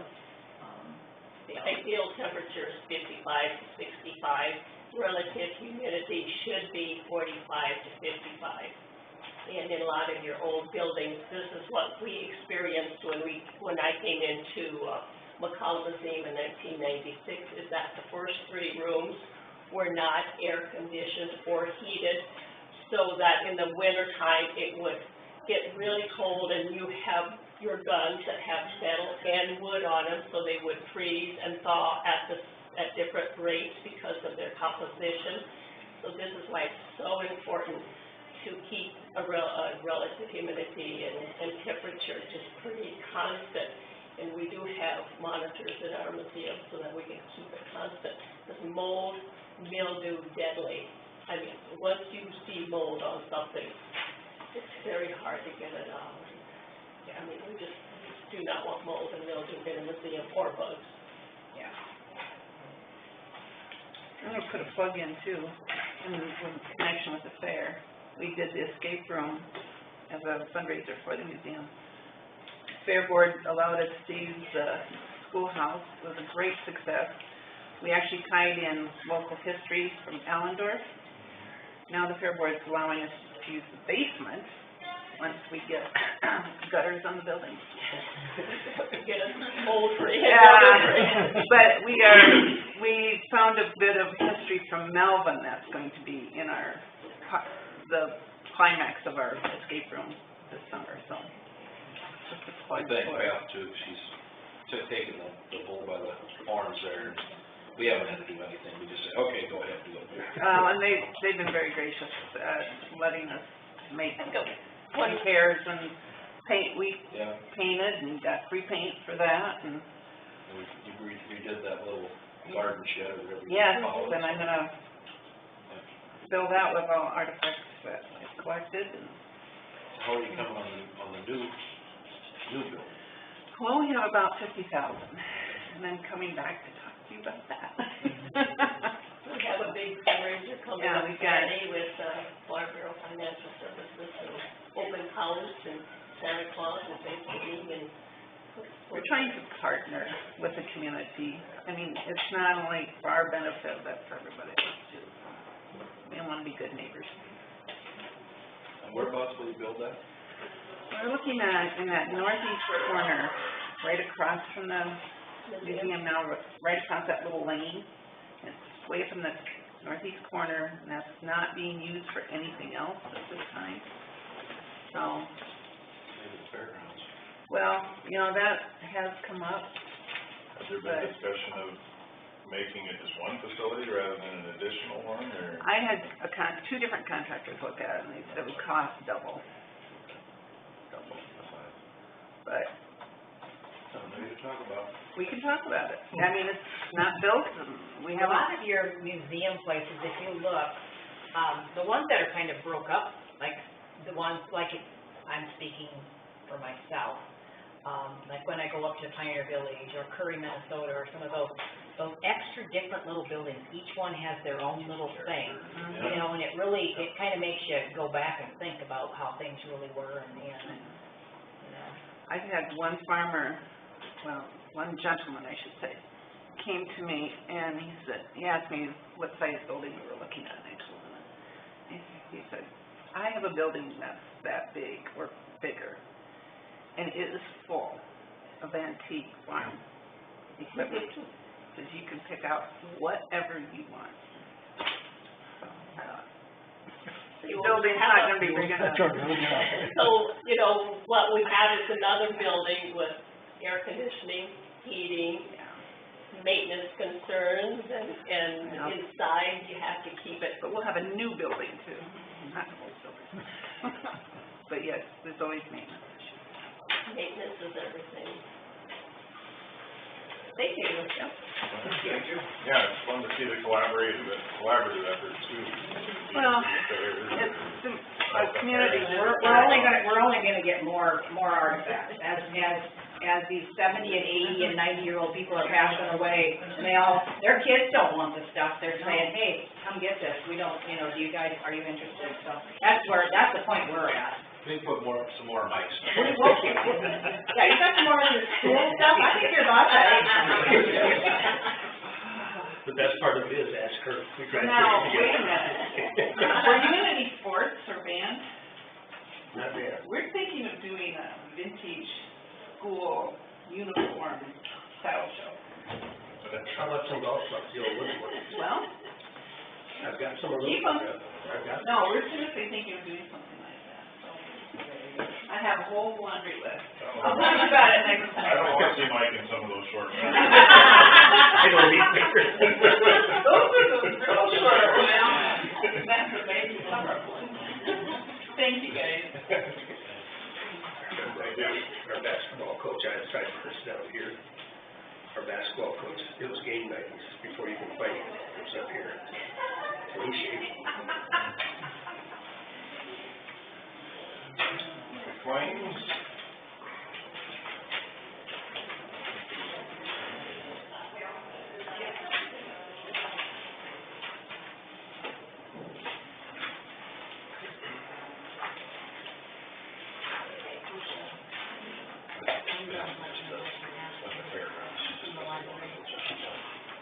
Just know what they got. She's that way at school. It was,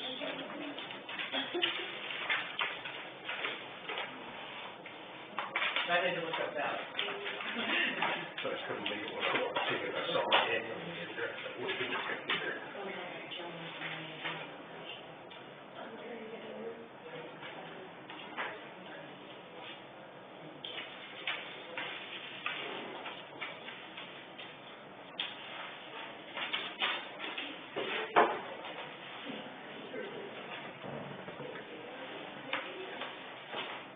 drainage joint two.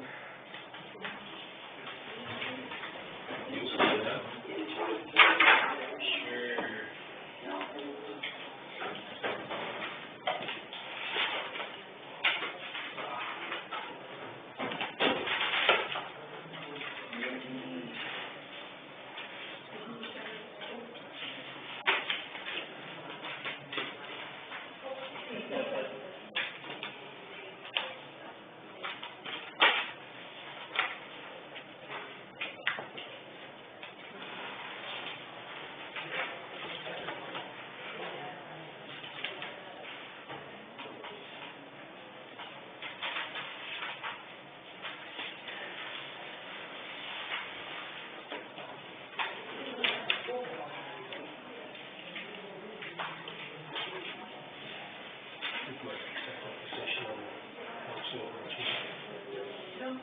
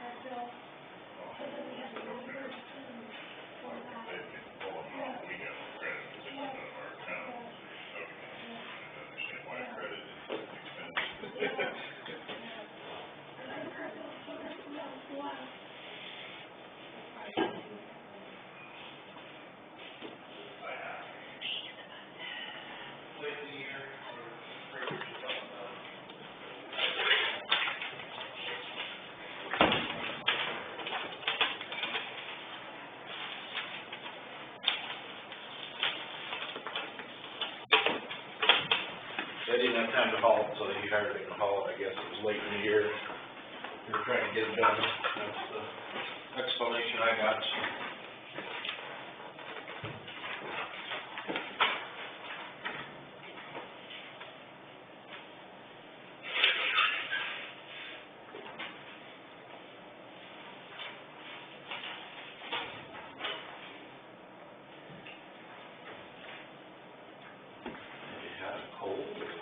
Yeah, started Saturday. Oh, wonderful.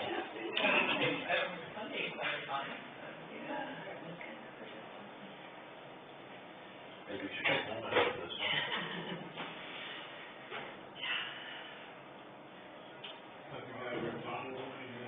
Yeah, I should, I don't know.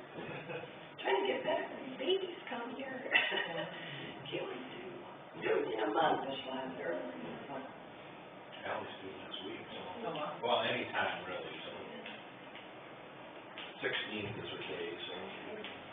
Caitlin has a C-section planned for January 10th, but her baby's only 6 pounds, this is she has a baby.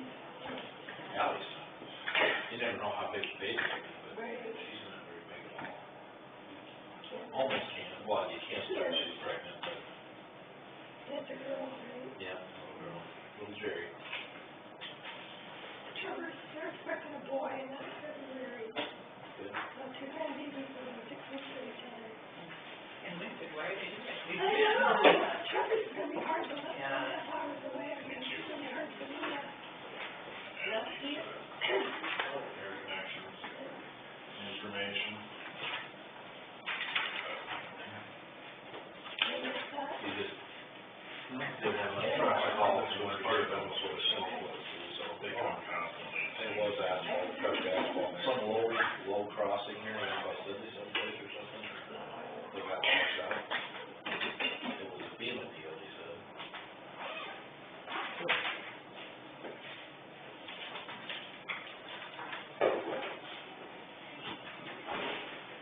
They sure don't want to cut down that dirt road, do they? I guess I didn't ask him where, he said some low crossing that he, It's on that dirt road we're getting in here, ask us to, that was washed out. But they were waiting on FEMA for that, yeah. He says they couldn't get it done. In front of the bridge and behind the bridge. Yeah. They didn't get that done. they didn't. I don't think.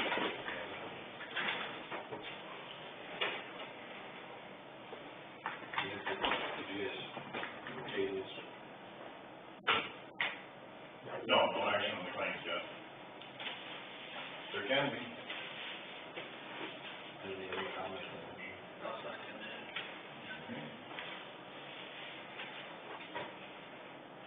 Motion from Mr. Helmer, support from Mr. Jones, approval to the claims. Further discussion?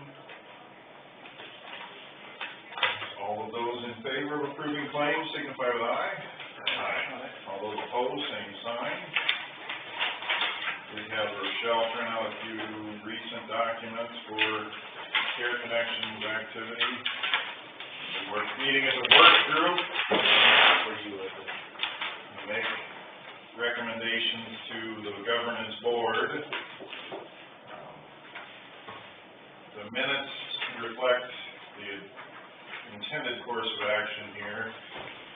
We are moving along, planning to remain Northwest Iowa Care Connections, at least 3 counties that remain, potentially likely, with the addition of the 3 counties to the east.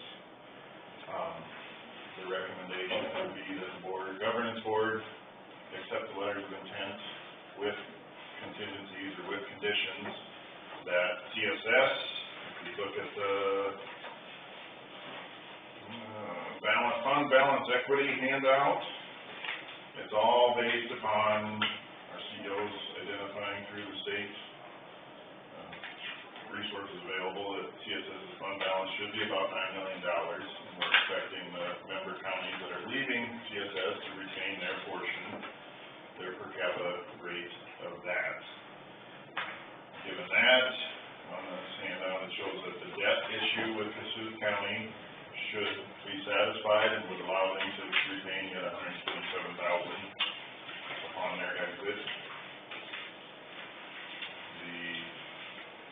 handout, it says, South Care Connections Options to Sustainability. Cassuth County levied $8.47 above the regional levy rate this year, so those funds would contribute towards getting that balance eliminated, getting that debt taken care of. So between those two things, yeah, we're going to notify CSS that we expect those counties to have that portion of the general fund balance at minimum. Member counties said yesterday that, well, it should be a lot higher than that. Well, it's fine if it is, but we're gonna want CSS to understand that that would be a requirement. Additionally, you look at the one I just handed out, projections for the next fiscal years, and this is assuming current year expenditures, so there's a lot of room for variation here. This is not by any means set in stone, but as 3 counties going through with, I don't remember if you used 3% growth in expenditures annually, or I don't remember exactly, but we're looking at we would have 102% of our ending fund balance in reserves at the end of fiscal year 22, if we remain 3 counties.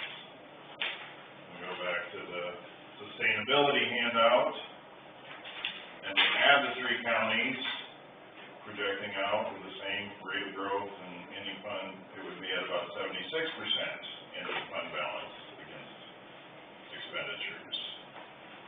So we are asking or telling the member counties that are interested in joining us that we expect them to levy at a higher rate than what levy equity is for the region, to get that ending fund balance to be as similar to projected ending fund balance for just our 3 counties. They express no concerns with that. They seem to be comfortable with that. Who are they with now? County Social Services, CSS. They've been wanting out of there for quite some time. The way Jan Hikus explained it is the 2080 agreement that is in place with the mental health region as of the time the budgets are set is the levy rate max for that next year.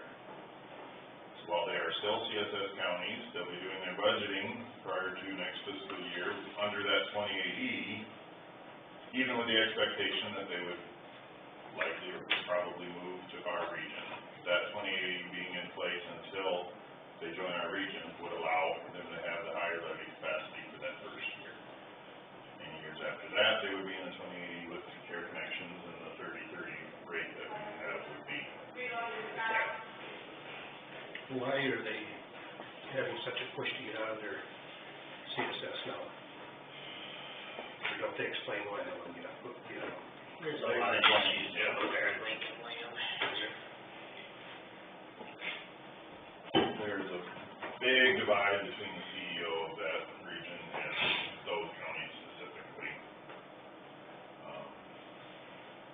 They are light on services, and Care Connections is telling them we don't have those, we intend to tell them we don't have those services in place. We will make every effort to get them in place, but don't come in expecting that all the problems are solved day one. At this point, they've identified that they understand that and are willing to do that. But I asked the question of a few service providers and other regional representatives, is there any reason that as a member county we should expect or would experience a reduction in services or a drain on current services if they were to join us? And they indicated that there's no guarantee that the current service providers would automatically provide services in those new counties. We'd be looking at different service providers or existing providers in that area to contract with. It was stated that it should not have a negative impact on existing member counties by having that, but I can't give a guarantee to that. Time will tell, but if they were to extend those services, I would think they would take on additional staff or ramp up their services rather than just extend them out further. So, I believe next week, that will be the recommendation of the governance board. It would be likely that they would encourage each current member county to consider accepting those 3 counties with those contingencies. The CSS fund balance is at a minimum $9 million, and it's gonna be divided up per capita to those leaving, and that member counties coming in are willing to have increased levies that first year to address, and potentially future years, if we don't have to hit our max, which would surprise me, but if we don't have to, then they may have to levy higher in those years too, but that's, I guess, clear as I can understand it, is presented at this moment. The member counties that want to join express the most reservation on whether we can actually get CSS to really stand by those numbers or agree to it, or, in my view of it is even if we say, yes, we'll accept your membership with those caveats, if it's, the fund balances aren't provided, then the membership isn't extended. Who's gonna provide staffing for this now that Dickinson's out? We are starting the process to hire a CEO first, and then with the CEO hire, we will start the process of hiring staffing for the region with the advice of the new CEO. And then will these new counties participate in that process, or? They would not have a vote in the process, and this will be done prior to July 1, but we do intend to have them have a representative there and have input into it.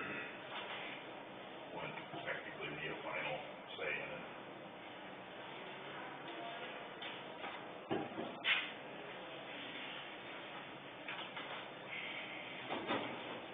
Is that our best option? I don't know for the long haul, for next fiscal year with 2080s pretty much identifying December 1 as setting regional alignment so that you can plan for the next fiscal year budget-wise, yeah, I think either to remain the 3 counties and not accept them, or to grow with them is the 2 options that we are at for next fiscal year.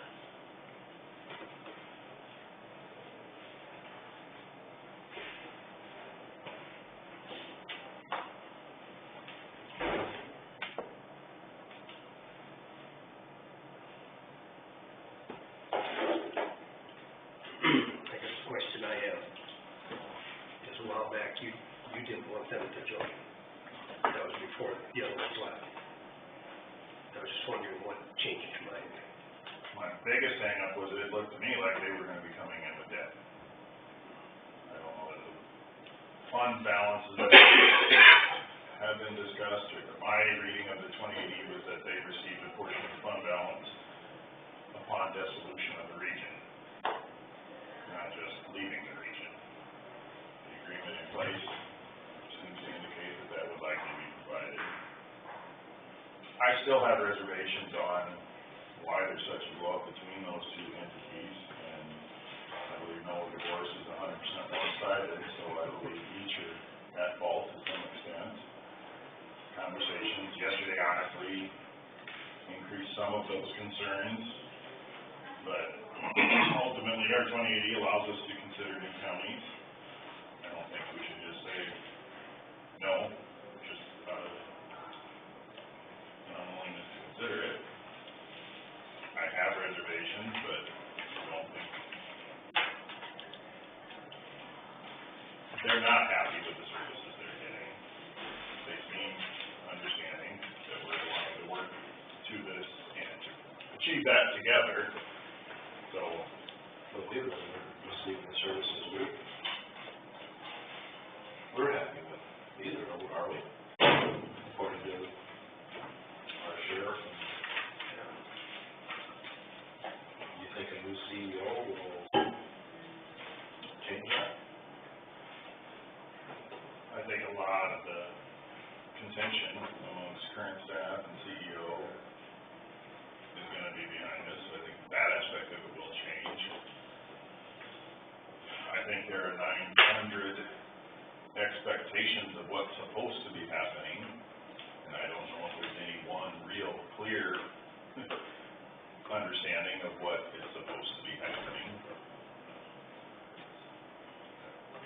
what is Clay County's intentions? The impression I've gotten earlier on was that we would maintain Northwest Iowa Care connections, and they're still quite open to considering a move to Rolling Hills.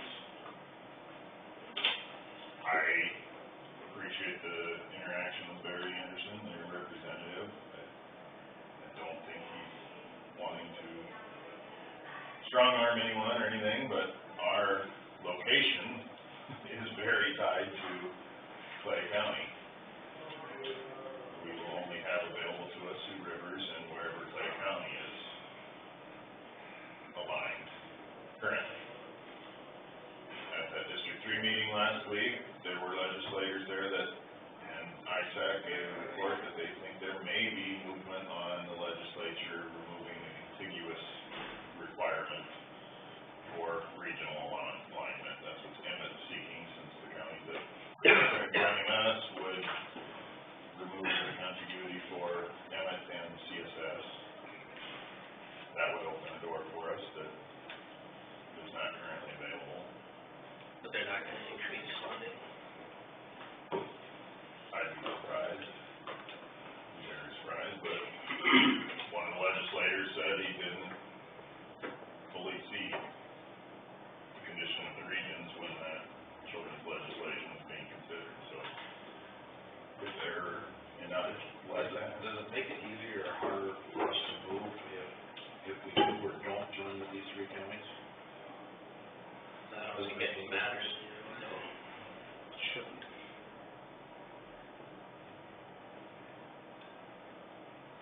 The only thing I can see that would make it harder is if Sioux Rivers feels that they're big enough already now, but I don't think joining with these two counties or staying in Northwest Iowa Care Connection changes that a bit.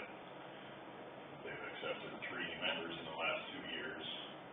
I don't know if they're wanting to grow bigger or not. I don't think so. I mean, I think that's more of an impact than who we're aligned with now, or going forward.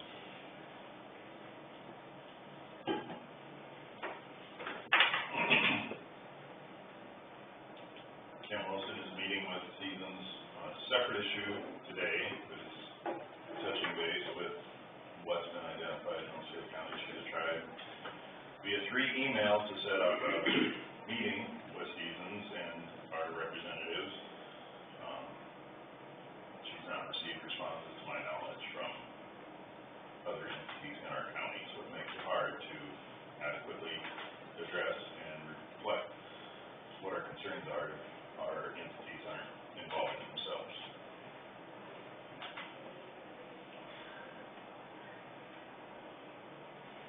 She had identified, last week she had identified 4 dates and times, one of which was yesterday.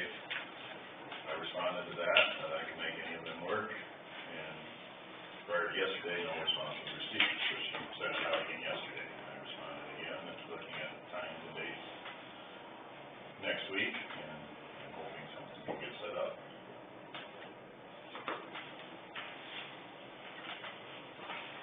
If we're satisfied, and if we have issues, we need to be involving ourselves in trying to rectify them, not just sitting back and saying it's not acceptable. So.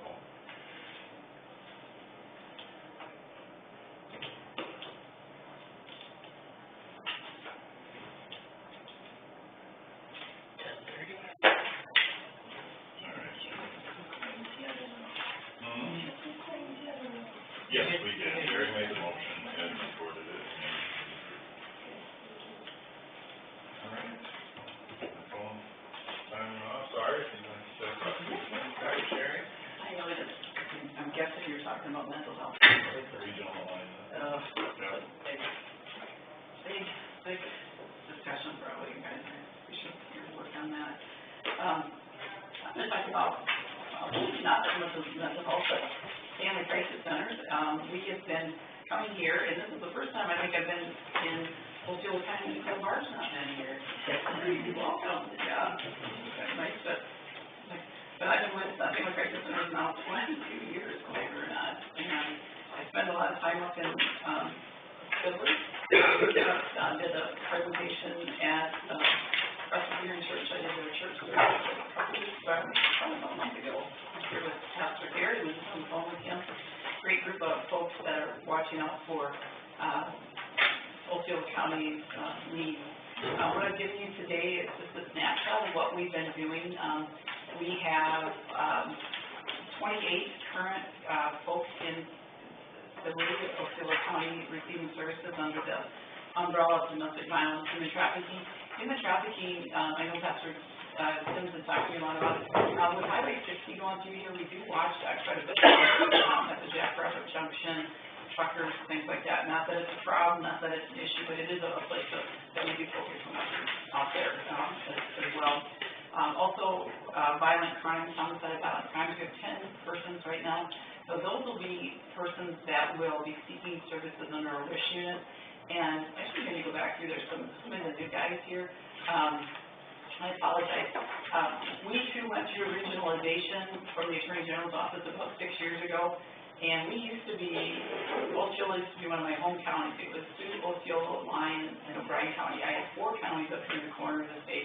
Was really happy just doing my work, and all of a sudden they said we're going to regionalize things.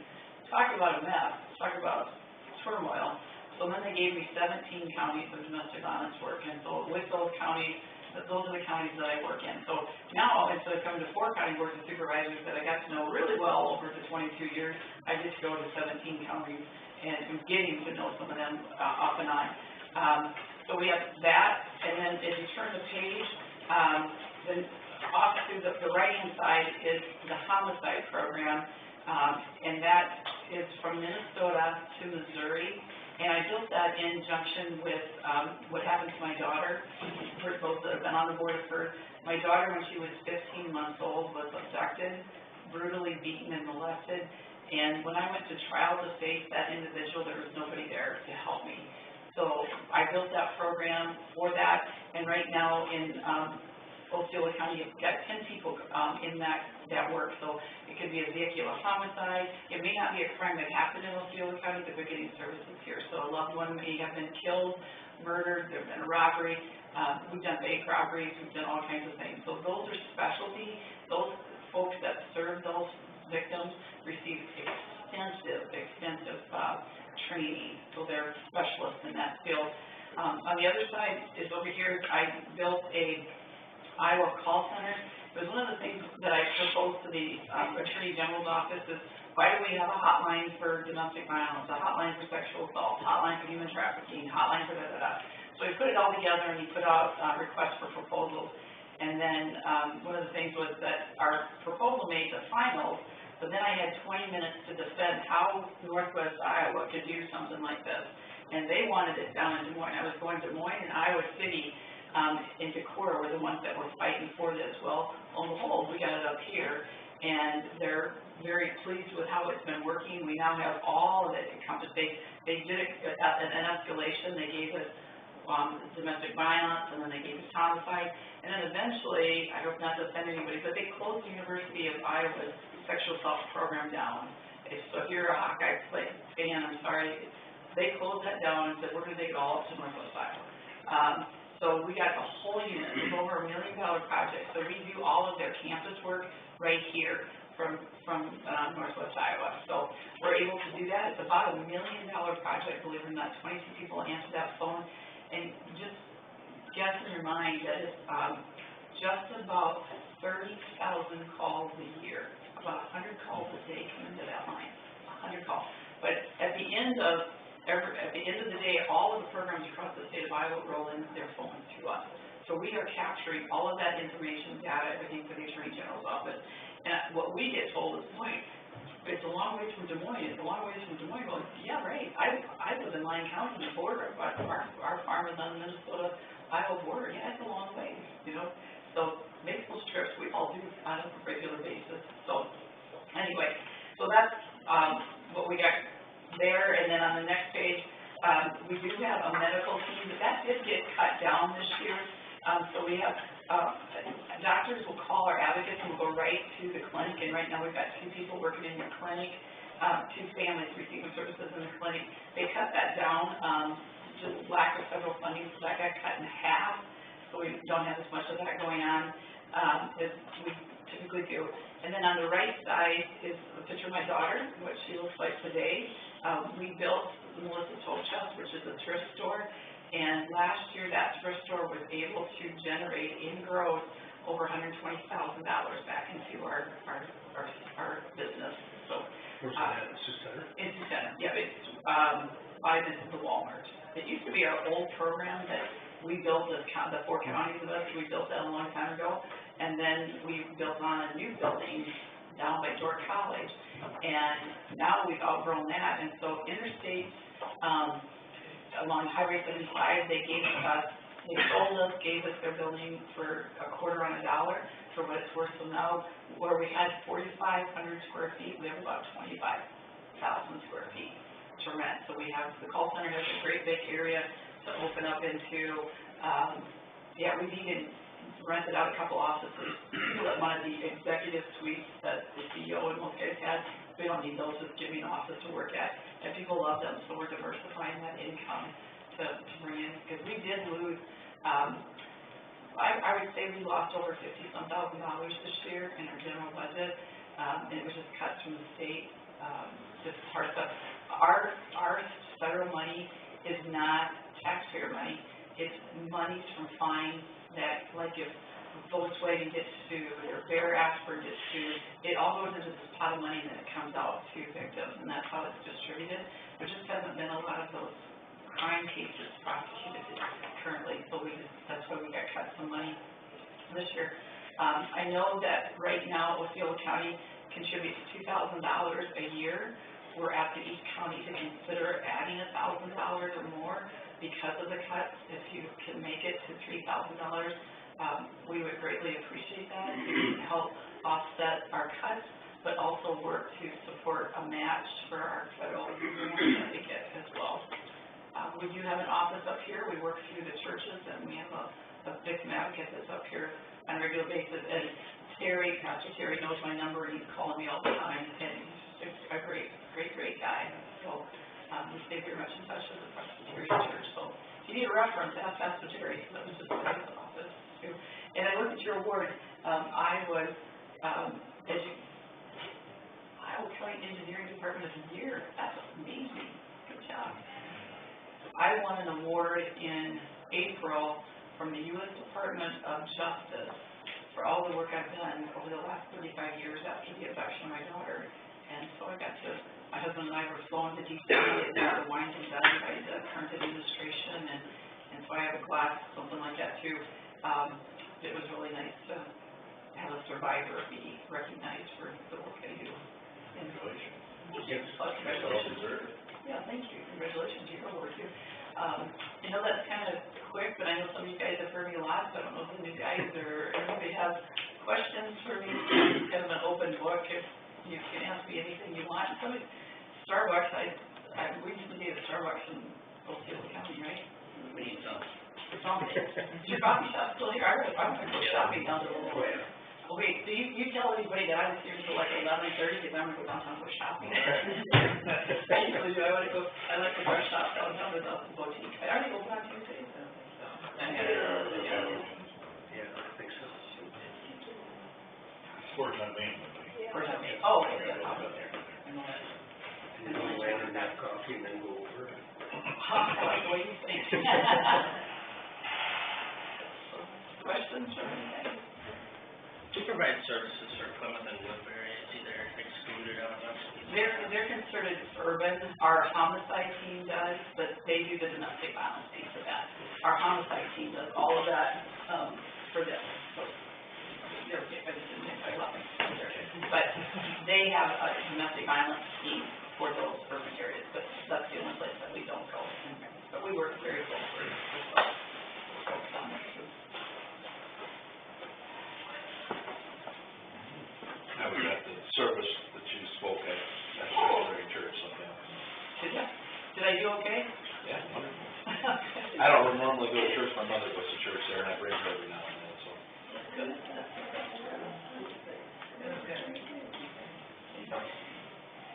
With like Terry, they had that kind of a mix up in the scheduling, and he just gave me, I can change some family plans, and I couldn't stay for the great dinner you guys were having, oh man, you're standing up in the pulpit speaking and that's great, performing, that's also good. Maybe we get to talk to them, see what we've done. Thank you. Any other questions? Thank you. Merry Christmas. Yeah, Merry Christmas. Thank you for your support over the years, I appreciate that. Thank you. Thank you. Thank you so much. Merry Christmas. Thank you. Merry Christmas. That's good. Thank you. You should have it.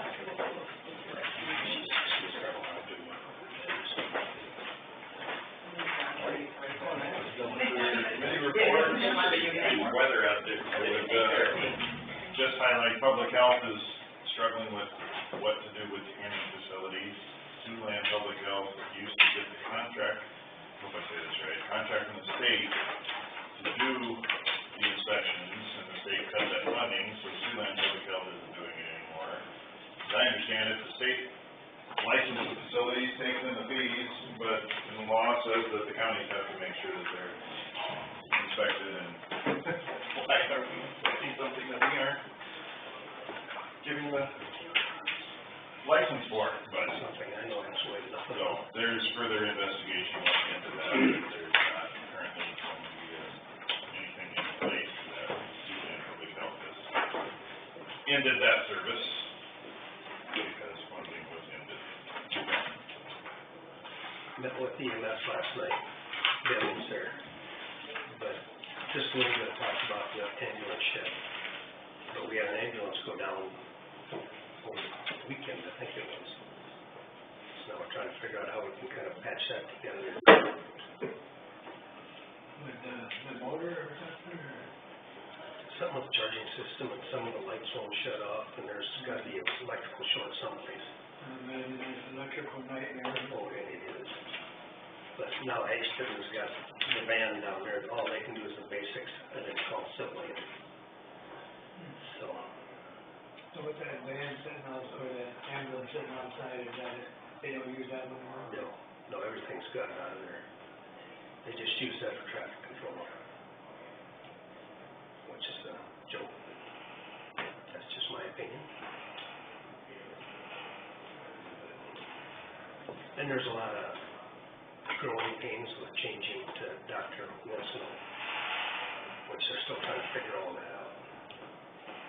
Which is bound to be, because she's never done it before, for the team here to be used to how she works. What are they thinking? The new ambulance, or? Well, I think we're looking at things to put in their budget for next year. And then take one of these and Sometimes if you watch those ambulance or fire eater and those kind of things, you could buy some awful reasonable ambulances for. we bought one from, Well, I think Alvin, I was Iowa City. was a used ambulance. It was. I think that, was it Iowa City or something? Yeah, there's a lot of these that don't put that many miles on them. Something maybe to look at. But the one here, it's got 100 plus thousand miles on it. And what they would probably do is replace that one, and it's rearrange it. But their biggest concern is health. I know, we actually, I think we okayed that one in Mountain, I think she takes her test next week, so. So, Hopefully that goes through. yeah. There's another one that's taking a test, but she's gonna be leaving, I think she's from Ashland. But she's gonna be going to SDSU, so it's kinda hard to commute back and forth. But she's going for nursing, I guess, a lot of, and she's paying for hers herself. But a lot of the stuff she's gonna learn will go over for the nursing side.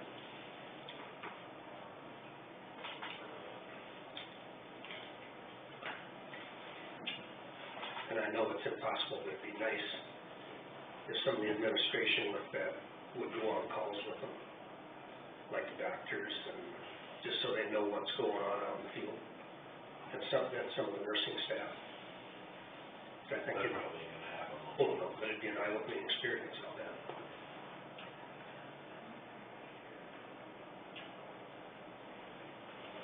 Because I know I've been out there with my record, I wouldn't do what they're doing.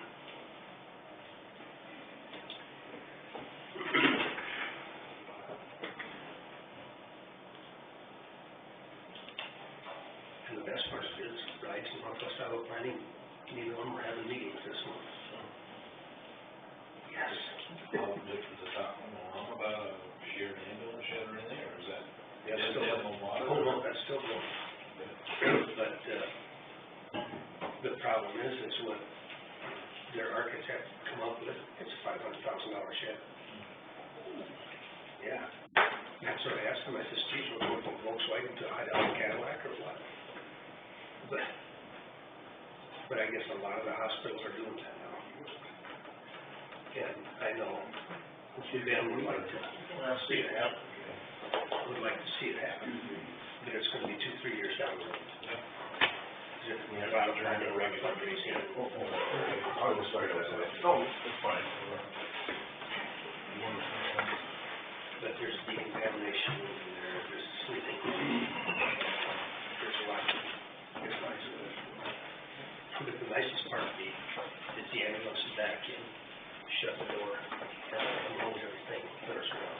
That's the way Sheldon does it. Yeah, that's what it should be. You need to figure out how the percentage of the building used for housing is being used. Well, I told Well, they already have a decontamination room in the house, and But they want it right on the, that's a candy shed. But, they said, what were you guys thinking as well? I think we're doing $75,000 budget for this year. something like that. And this, well, if you put that towards it, they raise it up. So it's feasible doing it. It's just something you have to keep talking and working together. You know, Sheldon's, Yeah. drive in, doors come down, and you don't have to worry about ice, you don't have to worry about. How do we adjust the decline in available personnel? We're trying to think, what we're hoping is by doing that some of the nurses would go, is what we're shooting for. Well, she's got to pass her class, but she's went through all the steps, so she's got to take her test next week, so we're gonna gain on that one. Hopefully, she passes the test.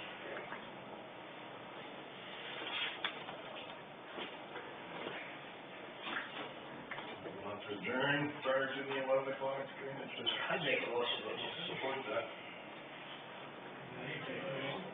Jones, support from Helmers, all those in favor of adjourning, signify with aye. Aye. All those opposed, same sign. Drainage, brings to meeting at 11. Okay.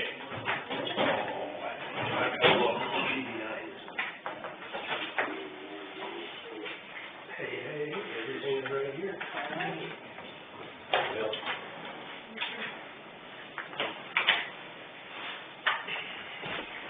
Hey, Jill, I want to introduce you to, Caleb Francis, and he will be doing the construction management moving forward through this, for the overall line in 43. And assuming something. That's how you get a hold of me. Okay. Everything else you're gonna have to get card Change things, really just gonna have a hold of me. with the head change, so I was That's right, I didn't train, I was on the brand,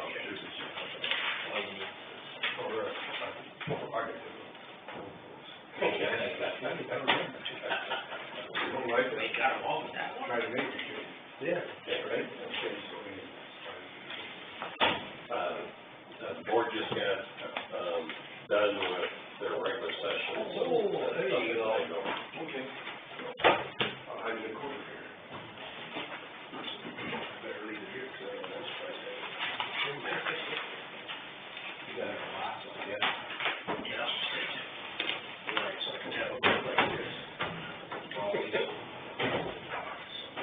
That's what, that's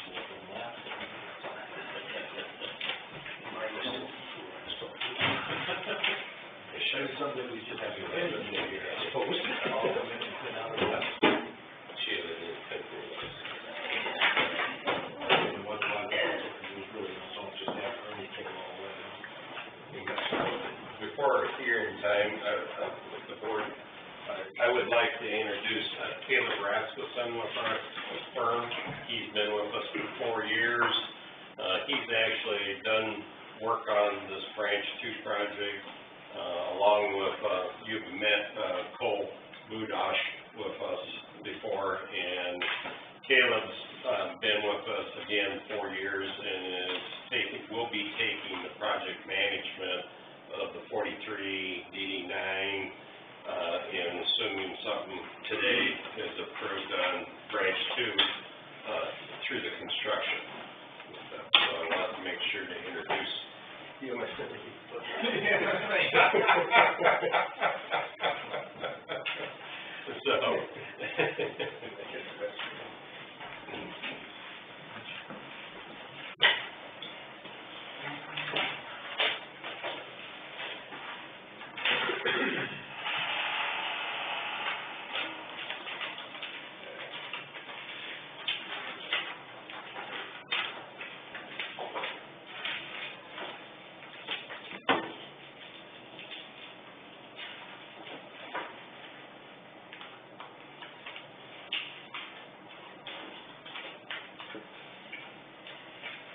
Bill, do you have a copy of the report? No, I do not.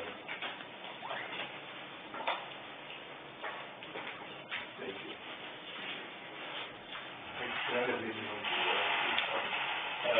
Let me see. Just send them over. Please.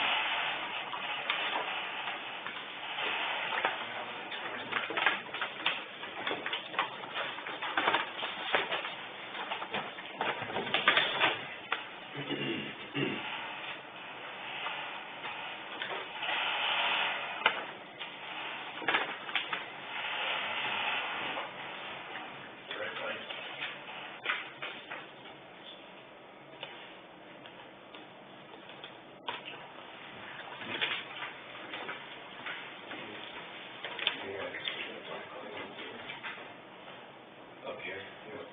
That would just be, as a part of the external boundary of overall DD.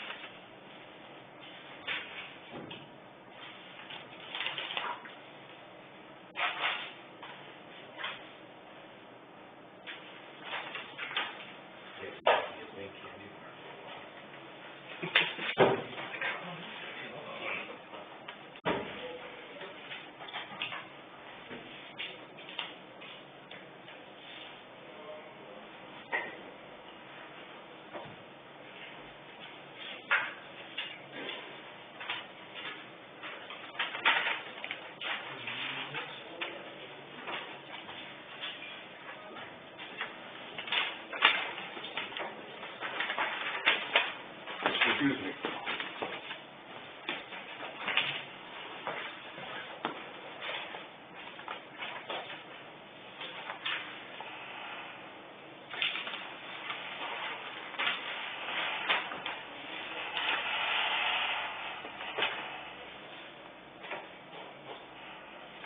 That's from the heat of the lights. There, right? When there's activity in the courtroom above us, I guess. Oh.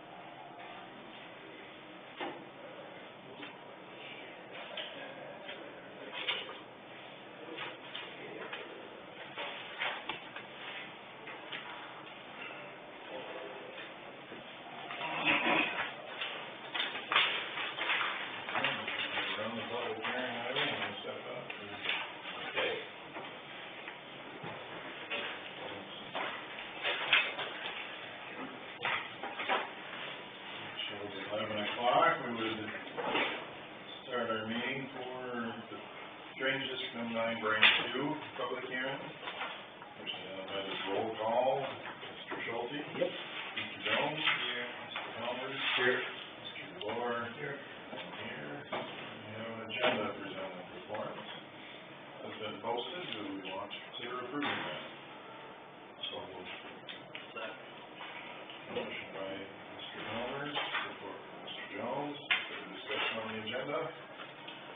All those in favor, signify with aye. Aye. Those opposed, same sign. We will open up the second public hearing on the engineer's report for Drainage District number 9, 2 tile improvements. Mr. Grasser. Okay, and I do need to ask, if there's, proof of mailing and publication of the notice for this. And it may be wise, if we, since the notice stated the courtroom, we should maybe have, somebody verify that we have nobody in attendance upstairs at the courtroom from landowners.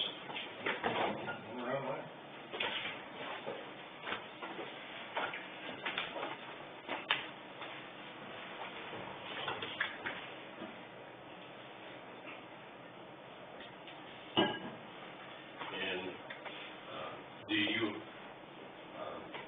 are you having a sign-in at all for, landowners in attendance?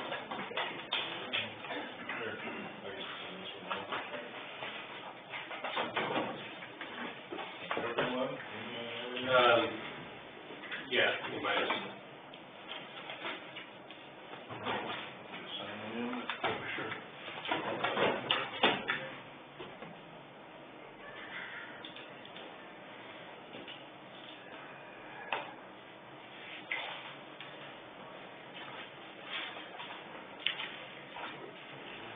There's a tribal going on up there.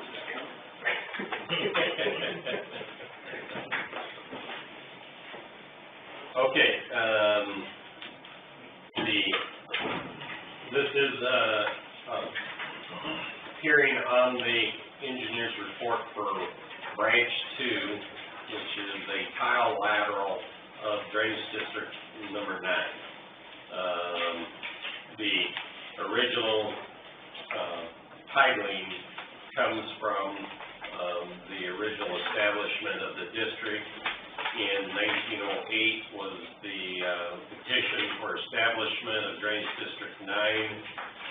All the lateral facilities along with the main were constructed, and the record shows that it was completed in 1911. So the system that we're working on, or evaluation on, is shown in the flat sheet, which is a separate lateral facility that ties into the main tile at approximately station 78+00 on DD9's main. Okay? A little bit, the petition in regard to drainage relief on branch number 2 was filed by Jackie Sunstagard on July 22nd, 2019. The board accepted that petition on July 23rd, 2019, and appointed ISG to investigate and file a report. Again, a little bit of the background history here. Drainage District 9 evaluated a tile improvement back in 2015. The project was stopped by a remonstrance against the improvement in 2015. There was new petition in 2017 with the actual tile improvement project approved again through hearing process on December 11th, 2018. So pretty much a year ago is when the hearing on the main. Separately, because Drainage District 9 approved their tile main improvement, there was separate, a new petition filed in 2019, in regard to evaluating Drainage District 43, which is downstream of, DD9. And here in 2019, the tile, improvement by relief line along 43 was approved. And separately, as we noted, there was separate petition on branch number 2, and this hearing is directly just involved in regard to the branch 2, basically petition for relief. We did do a tile evaluation on branch number 2 as a consideration as to how adequate of drainage does the existing tile system have. That tile system serves 144 acres, and 5 different landowners with some lands involved in this branch tile system, all contained inside of the overall watershed boundary of Drainage District 9. And so the original facility was 2,300 linear feet of 12-inch tile installed on a 10% grade. Again, I mentioned that it junctions with the main DD 9 at approximately station 78.00 on the main, and the main continues, on upstream from this location. The tile capacity evaluation is in your report. If you look on page, you'll find on page 2 of the written report, there is a tile capacity evaluation section, and if you look at the table, what we found is this tile system does serve both the need of surface drainage and subsurface drainage. There are low-lying areas within the 140-acre area that rely on surface intakes for drainage.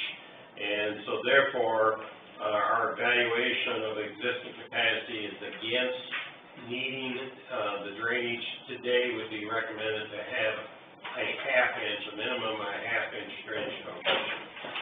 So the table down there shows you that the existing capacity of this 12-inch line on a 10% grade is basically about 45.5% of what was recommended. That, again, is assuming that the tile is in good condition and still functioning at its full capacity.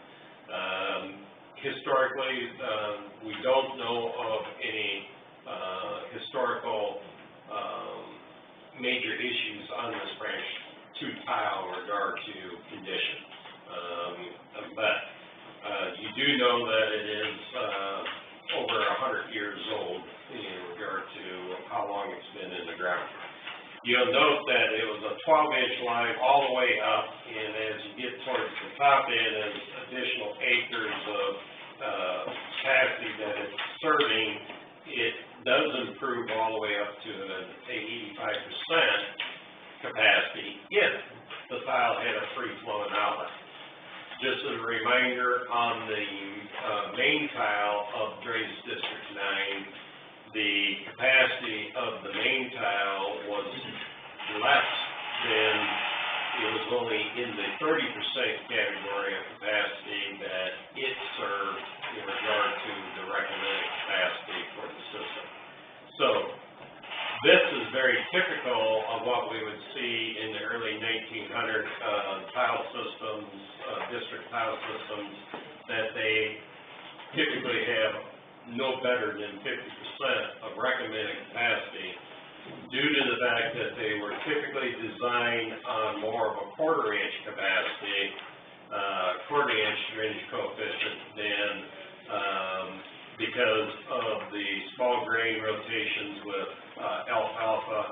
The need of drainage at that time was being considered to be at the quarter inch, which again means removing a quarter inch of water from the watershed area that it serves over a 24-hour period. So, today, we need a minimum of a half-inch drainage coefficient, under continuous row crop. Again, these recommendations come from the universities in regard to what is adequate drainage for those soil types. So, capacity-wise, again, we find that capacity is lacking. The request and the petition is for evaluation of the existing drainage capacity. What would we recommend in regard to improvements? On page 3, we talk about the full replacement option. Again, to provide the half-inch drainage coefficient capacity, we would be looking that if you replace the line, you would be replacing the line with 2,300 linear feet of 15-inch diameter. We have proposed that this would be dual wall polyethylene pipe for reduced cost of installation, material and installation cost. And that we showed there on the table that you would be improving up to over the 100% of need capacity with this 15-inch. Why replacement?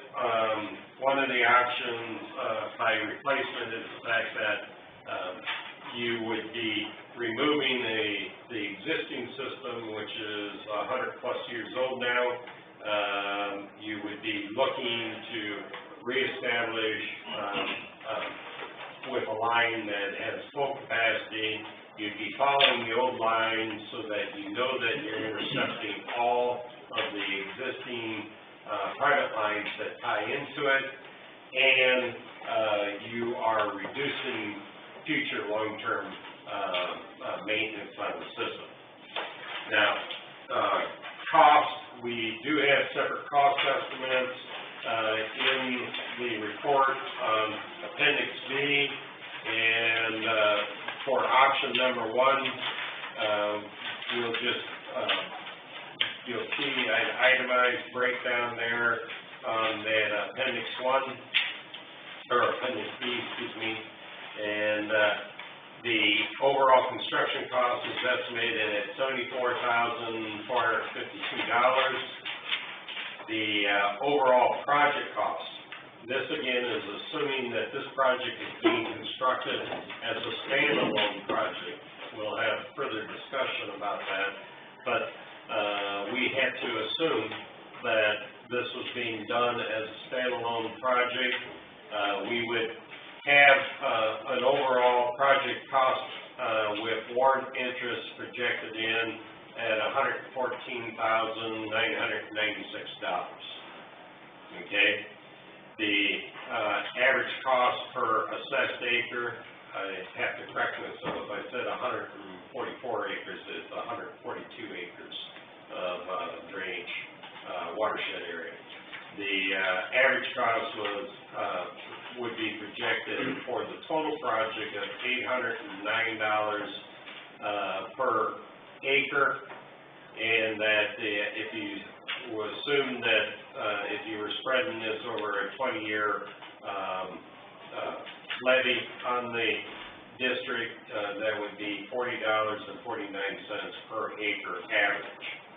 Again, by the district will be part of an overall reclassification in Drainage District 9, because the board has already ordered reclassification in DD 9, and part of that reclassification is to separate off the branch tile lines so that they have separate assessment schedules.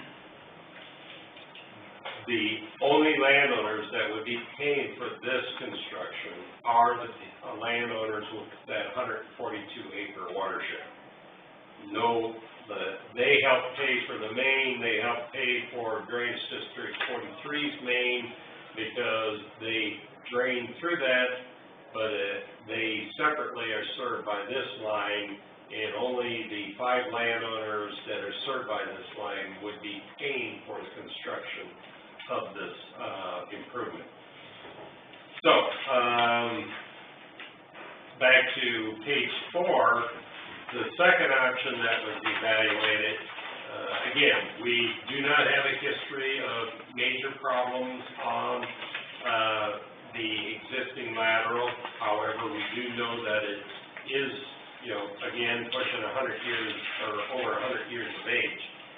But the second option would be to put in a relief drainage system, a parallel relief system, and we would be trying to follow the same grade line in a sense of the existing tile. But since the main is going to be, of DD9 is going to be improved, we would have additional depth. So the lower segment of the parallel line would have a 1500s grade on it instead of the 10% grade, because we'd be tying in but keeping the upper portion, the upper 1,000 feet parallel to the existing line and at the same grade line, but deeper on the steeper grade at the lower end, tying into the new main. On option 1, I forgot to mention, with that increased depth, we were lowering the whole branch 2 system so that there would be more for maintaining good cover over the enlarged tile, moving from an existing 12-inch to a 15-inch. So, in the parallel relief line, there would be cross ties between the 2 tile systems so that they're functioning to provide the full capacity, the full half-inch capacity to the watershed that it's serving.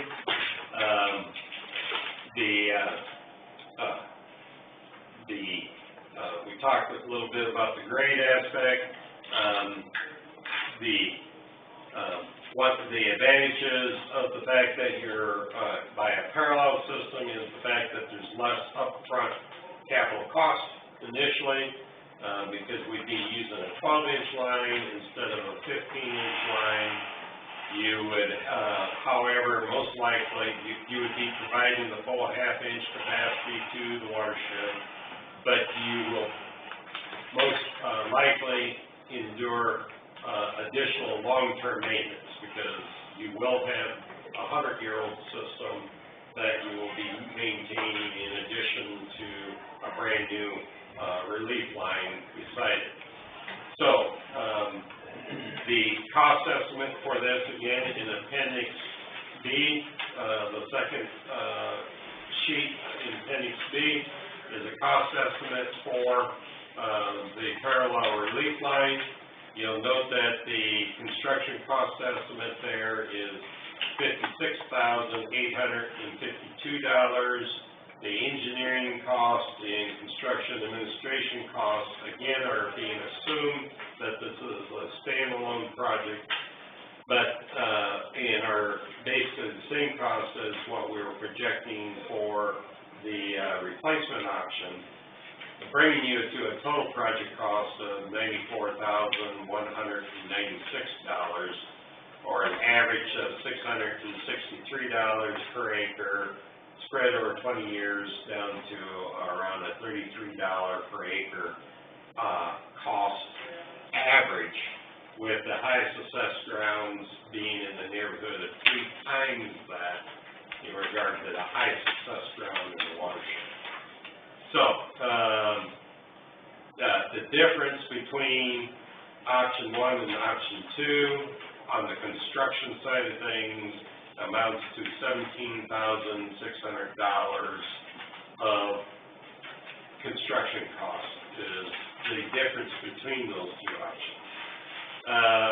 For both options, I do want to note that there is crossing under Highway 9 that has to be dealt with.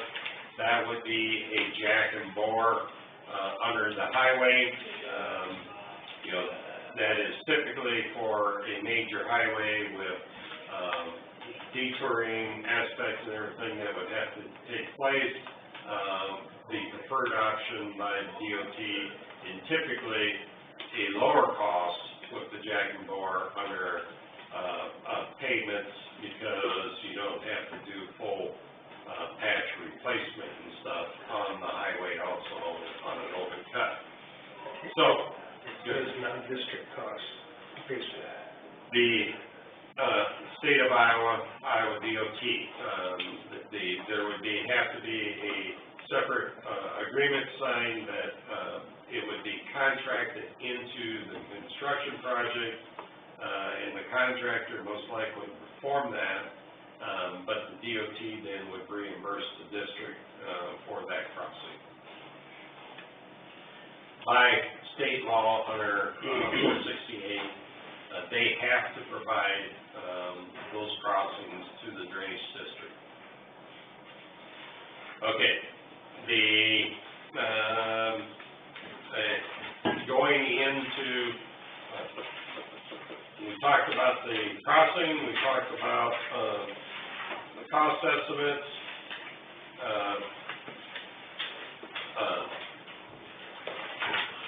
the discussion there, options of probable cost. Just in summarizing again, we would typically, looking at a system that you're upgrading for capacity, we typically lean towards full replacement, because you're dealing with a system that's 100 years old, and your long-term maintenance typically is going to be more expensive with a parallel system, because we know that those pilot systems will start having maintenance issues that have to be addressed, and that we're expecting, will start showing up more frequently in the next 20 years on a system that's 100 years old. That's, that varies definitely with each system, depending on the supplier of the original tile system that went into the ground, also in regards to depth of the tile systems, if they're in the freeze-fall zone of the soil profile, we see the deterioration to the old lines much more rapidly than the systems that are deeper installation. The summary section there, definitely was finding that the system was lacking in capacity for good recommended agricultural drainage under today's standards. The assessment schedule evaluation, again, we know that Drainage District 9 has been ordered for reclassification as part of the approved improvement project. This district, or this lateral district, will be reclassified as part of that, and the distribution benefit will be based upon the new schedule. There isn't an existing schedule for the laterals of Drainage District 9. Jurisdictional wetlands, again, there is the potential, that there could be farm wetlands. We, in Drainage District 9, for that improvement, had mailed all landowners in the district about wetland determinations. We do have coverage for a portion of this ground with no indication that we have any potential farm wetland in this 142-acre watershed. So we do not expect that there would be any mitigation cost issues involved with this project. And I always like to mention, as part of any of our reports, that, in state of Iowa, obviously, we're moving into the age of where we're needing to replace a lot of these older tile systems, but the state of Iowa also is in the situation where we're using a voluntary program to reduce the water, or improve the water quality downstream, and the state of Iowa's strategy is a voluntary program to do water quality improvements without it being regulated or required by the federal law. So, I always encourage that as trustees to the district, as the engineer, in this case for this project, that we encourage landowners to consider possibly incorporating water quality improvement options as they're doing drainage improvements. The private tile systems that will most likely follow with the improvements that are done to the district facilities can be designed to have saturated buffers or water, or saturated buffers or bioreactors included on private lines to reduce nitrates in that water that's going down the new system. The other big options from the district side is always trying to evaluate if there is options available for treatment wetlands at the outlet system. There was some review and discussion with a given landowner down in Drainage District 43 about a possible treatment wetland, but the landowner, again, there isn't a means of the district forcing this, and the landowner was not interested in pursuing that. So, water quality, just touched on there, endangered species, the Topeka shiner, this is not territory of the Topeka shiner up in this area, so we do not have known habitat areas for the Topeka shiner to worry about with any of the work that would take place.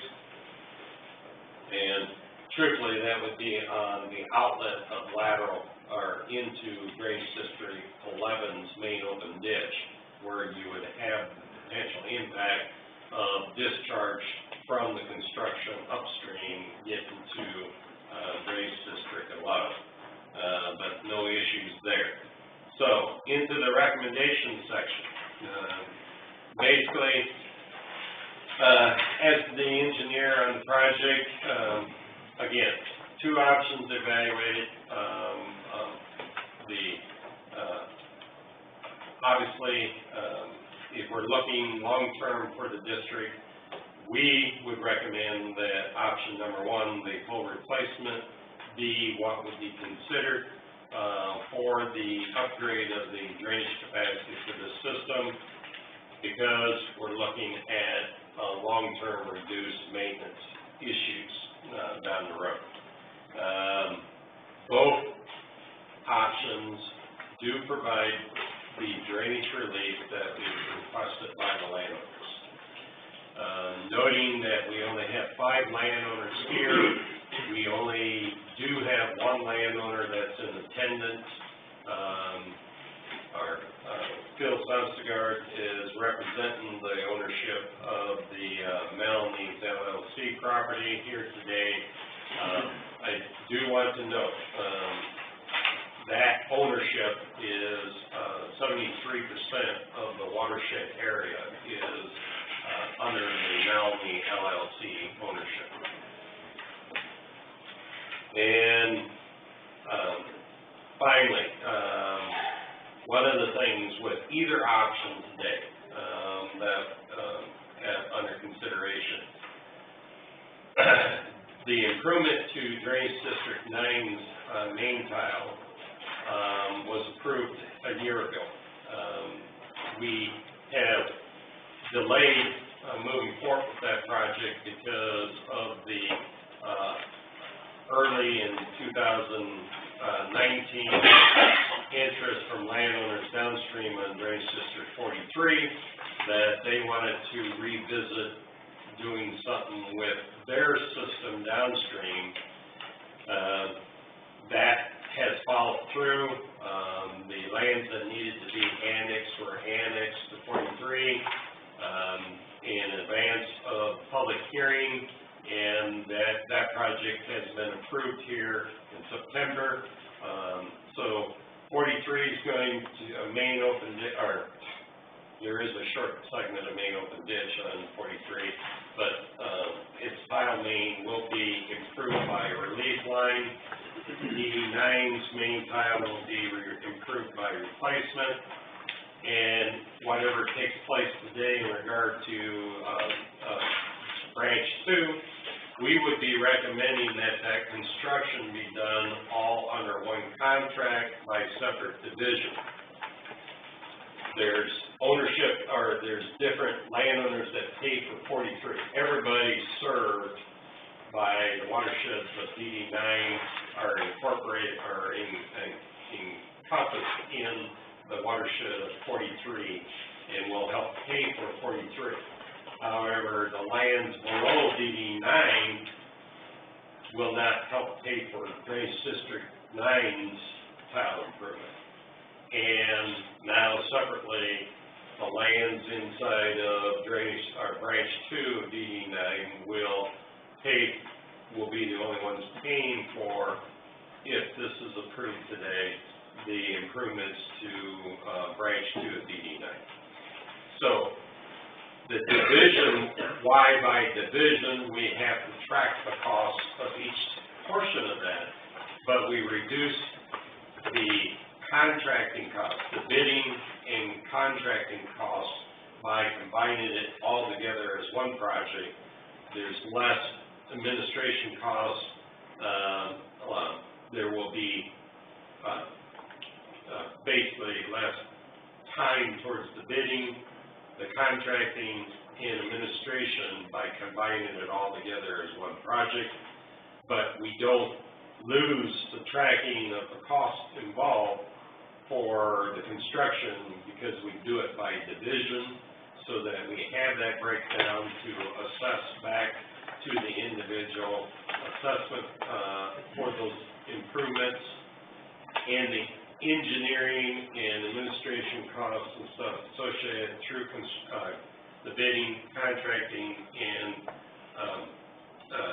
in construction. What we do is split that based upon the acres, the cost of improvements.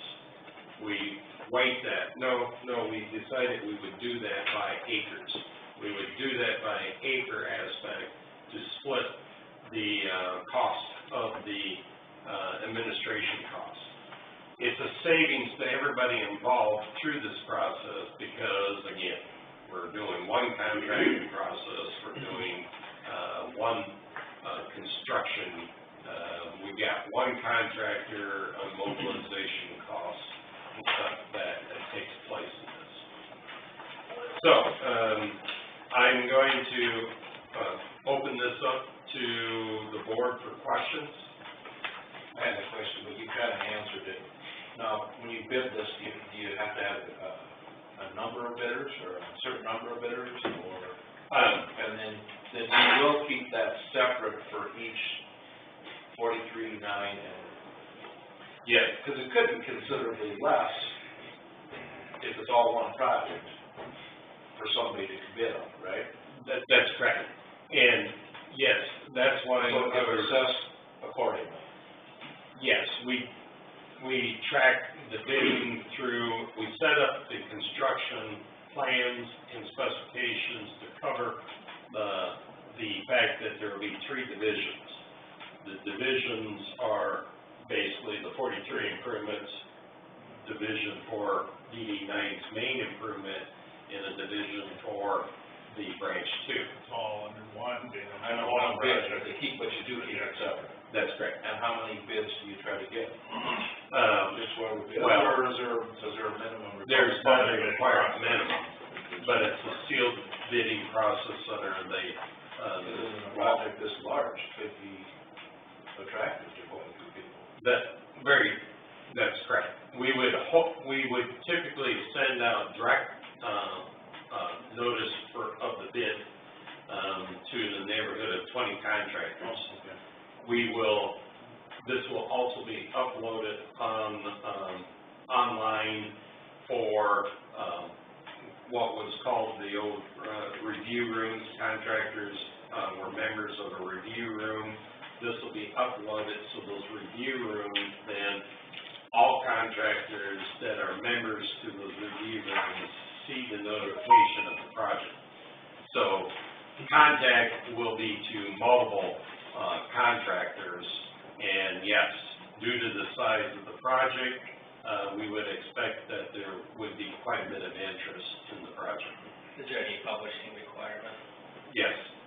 We still have to publish in one official paper of the county for 2 weeks, 2 consecutive weeks. There has to be publication in the paper. So you have to put it in both papers? That's a decision by the board, as you can put it in, if you have more than one official paper, you can put it in. You have to put it in a minimum of one official paper. Because of our size and the state requires that we have to use the boat that we got here. I see, okay. So, yes, there would be, and before there would be anything moving to the actual bidding process, we would be filing final plans and specifications with the board for review, reevaluation of overall costs, what we would expect going into the bids. That would be taking place here this winter. We would be hoping to have bids by early March timeframe is what our projected timeframe for bidding would be. And was there a breakdown of ownership of acres in there? I missed, there would just be, you could see, I did not have those acres actually given on a map, but if you look at the A.02 sheet in the drawings in the back, you can see the blow up of a watershed and what is owned by Melanie's LLC and what is to the sides there of the acres, but I did put the acres on there. The 73% is just a number that we had noted in regard to, and I have to check my folder here to see if I got an actual breakdown of those acres. I only see 2 landowners. No, yeah, you would have the acreage, you got this acreage here, and then you have the Kruger, and then you have 2 different, Okay, I see it. no, yeah. so how much of those?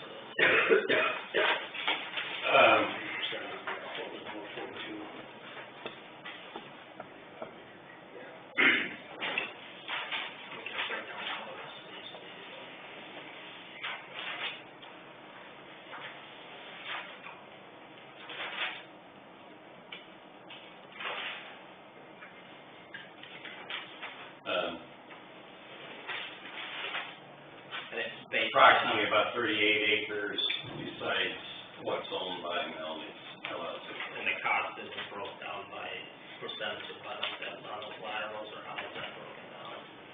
Well, it would be broken down the same way as on the main. That would be based upon, again, the factors of the need of drainage through the soil types that you have, the, basically proximity to the facility, and the usage. Where does your water enter into the system? Is that cost broken down into the two, as to how that's, No, that will be part of the rate. Reclassifying and reassessing the entire district.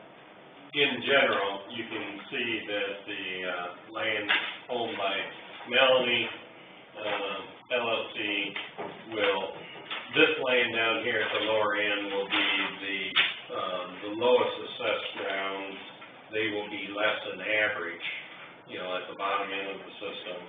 Melly's ground will traverse from, some of the lower, to average to some of the highest. This land up here would be the highest assessed ground, based upon usage, proximity to the facility. And I do not have a, soils map and stuff, but some of the, low grounds involved in the, needing improved drainage are on the Melly's ground, and that's why the petition was coming from Melly's. So, would we expect that, that ground, in the 73% will probably be carrying more than 72% of the overall assessment to the district. Have we received any objections? None that's been filed, correct? Are there any that would like to be submitted today? Question got asked. Okay. Other questions from the board? Those in attendance on the branch have a recommendation or a preference as to the options that are being presented?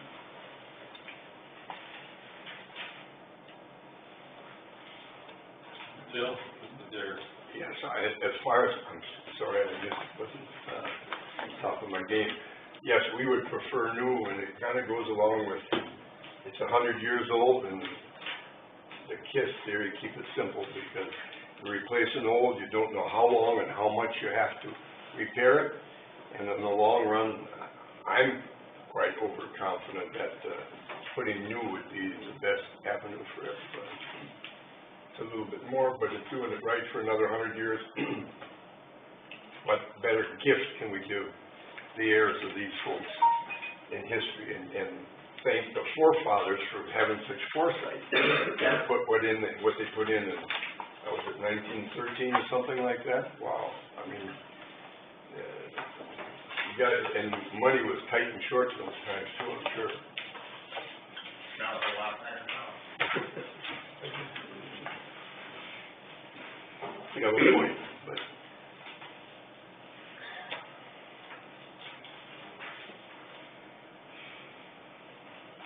In the engineer's report too, on page 9, tail end of 8, we did file the engineer's report on the item, the steps, in the board set public hearing, and today is basically, was for the public to, landowners in this district that have to say, what we're looking for action-wise from the board today is adopting an improvement option, and if there was any modifications that were deemed appropriate from input from landowners, that would have been considered here today. And again, our general recommendation was for option number 1. The land ownership in attendance is asking for that option as well, and it's basically, but again, both options fulfill the requirements of basically providing the half-inch coefficient drainage relief that was requested and what we evaluated. We have, just a motion on what improvement option to proceed with, or none? Well, I guess my thoughts is that only being 17, 6 different set of options, I'll make that motion. Motion improvement, option 1 is presented and recommended for Mike Schulte. That looks like it's done for another 120 years.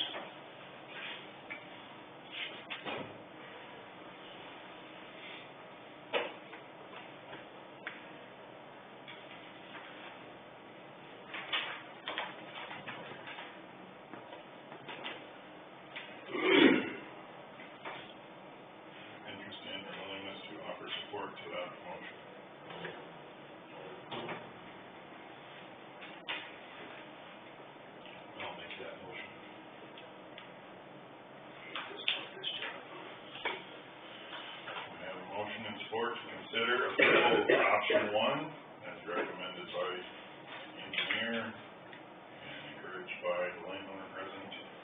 Any discussion? No relief for the poor devil with the acreage right there? I mean, obviously, there's very, very few acres, I know. involved, but, I mean, legally, there is no exemption, you know. That's my question.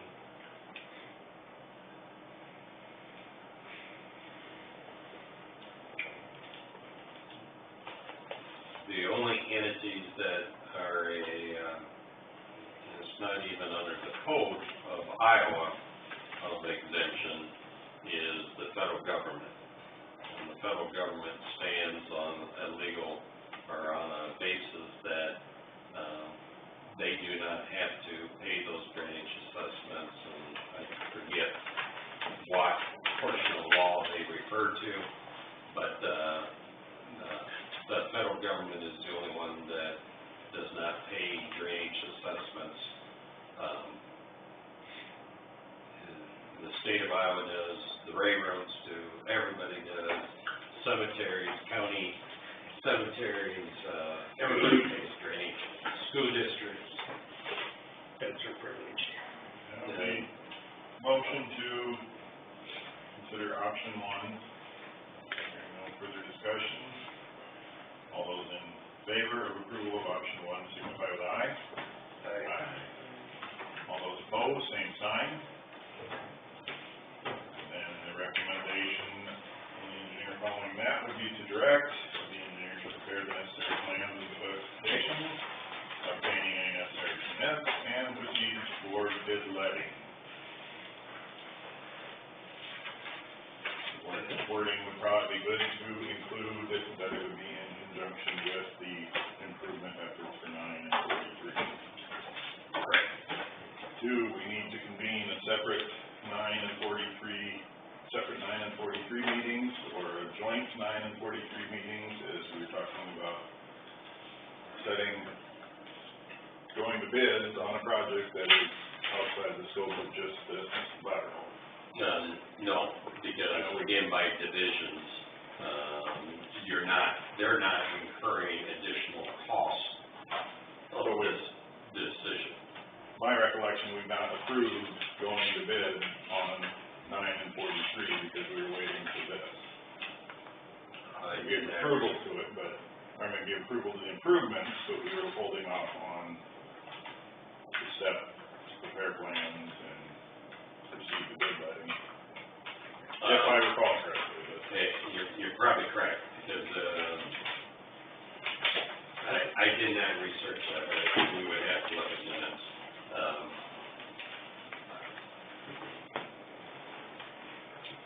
I thought we did, we were just waiting to get this one done, put it with. I know we had those discussions as to why we were holding off, and, okay. We final approval of the improvements with or it was cited that proceeding to bid letting would take place until after this lateral is considered. I think that was made of record.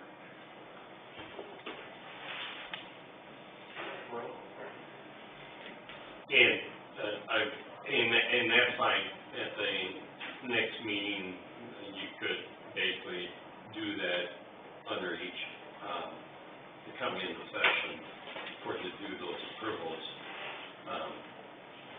In addition, we will have to file plans and specifications that have to be approved by the board before we proceed to the actual,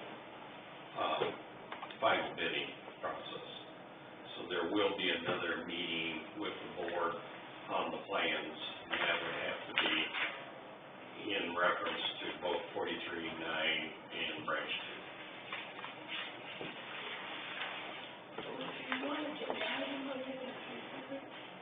Since they're separate, We could have a joint meeting of districts 9 and 43, couldn't we? yes. One meeting identifying both are being represented.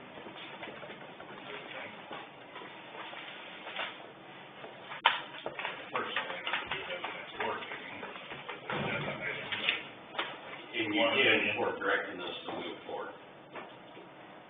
But we would be interested in taking a motion or an action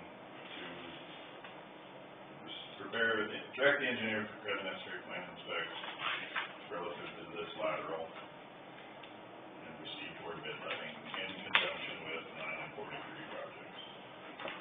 Correct.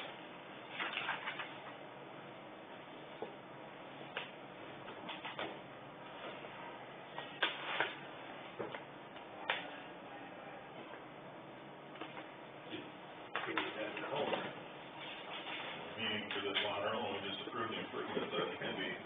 You wouldn't have to come back into session then for branch 2 if you're doing that. Better do it.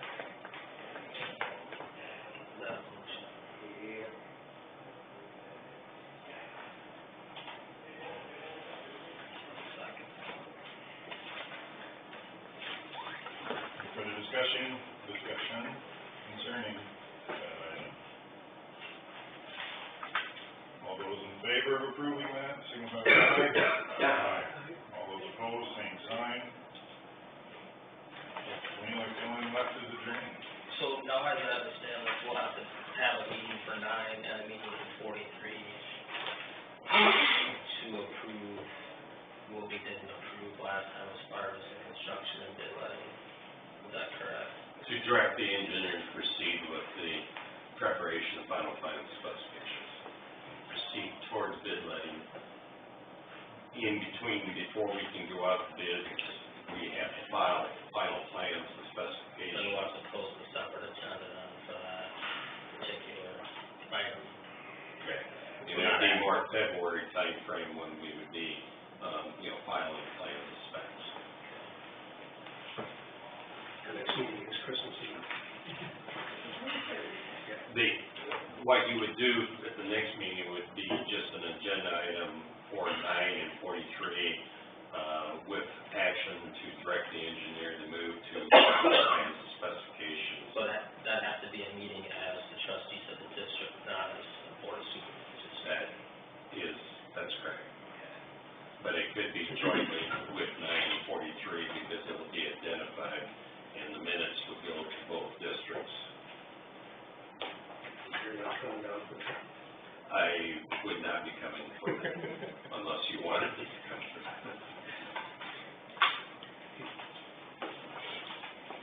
Make a motion to adjourn. Support from Melvin for adjournment. Discussion on the item? None, all those in favor, signify by aye. Aye. Those opposed, same sign. Okay. Thank you and have a Merry Christmas, number one. Good health, more important. You too.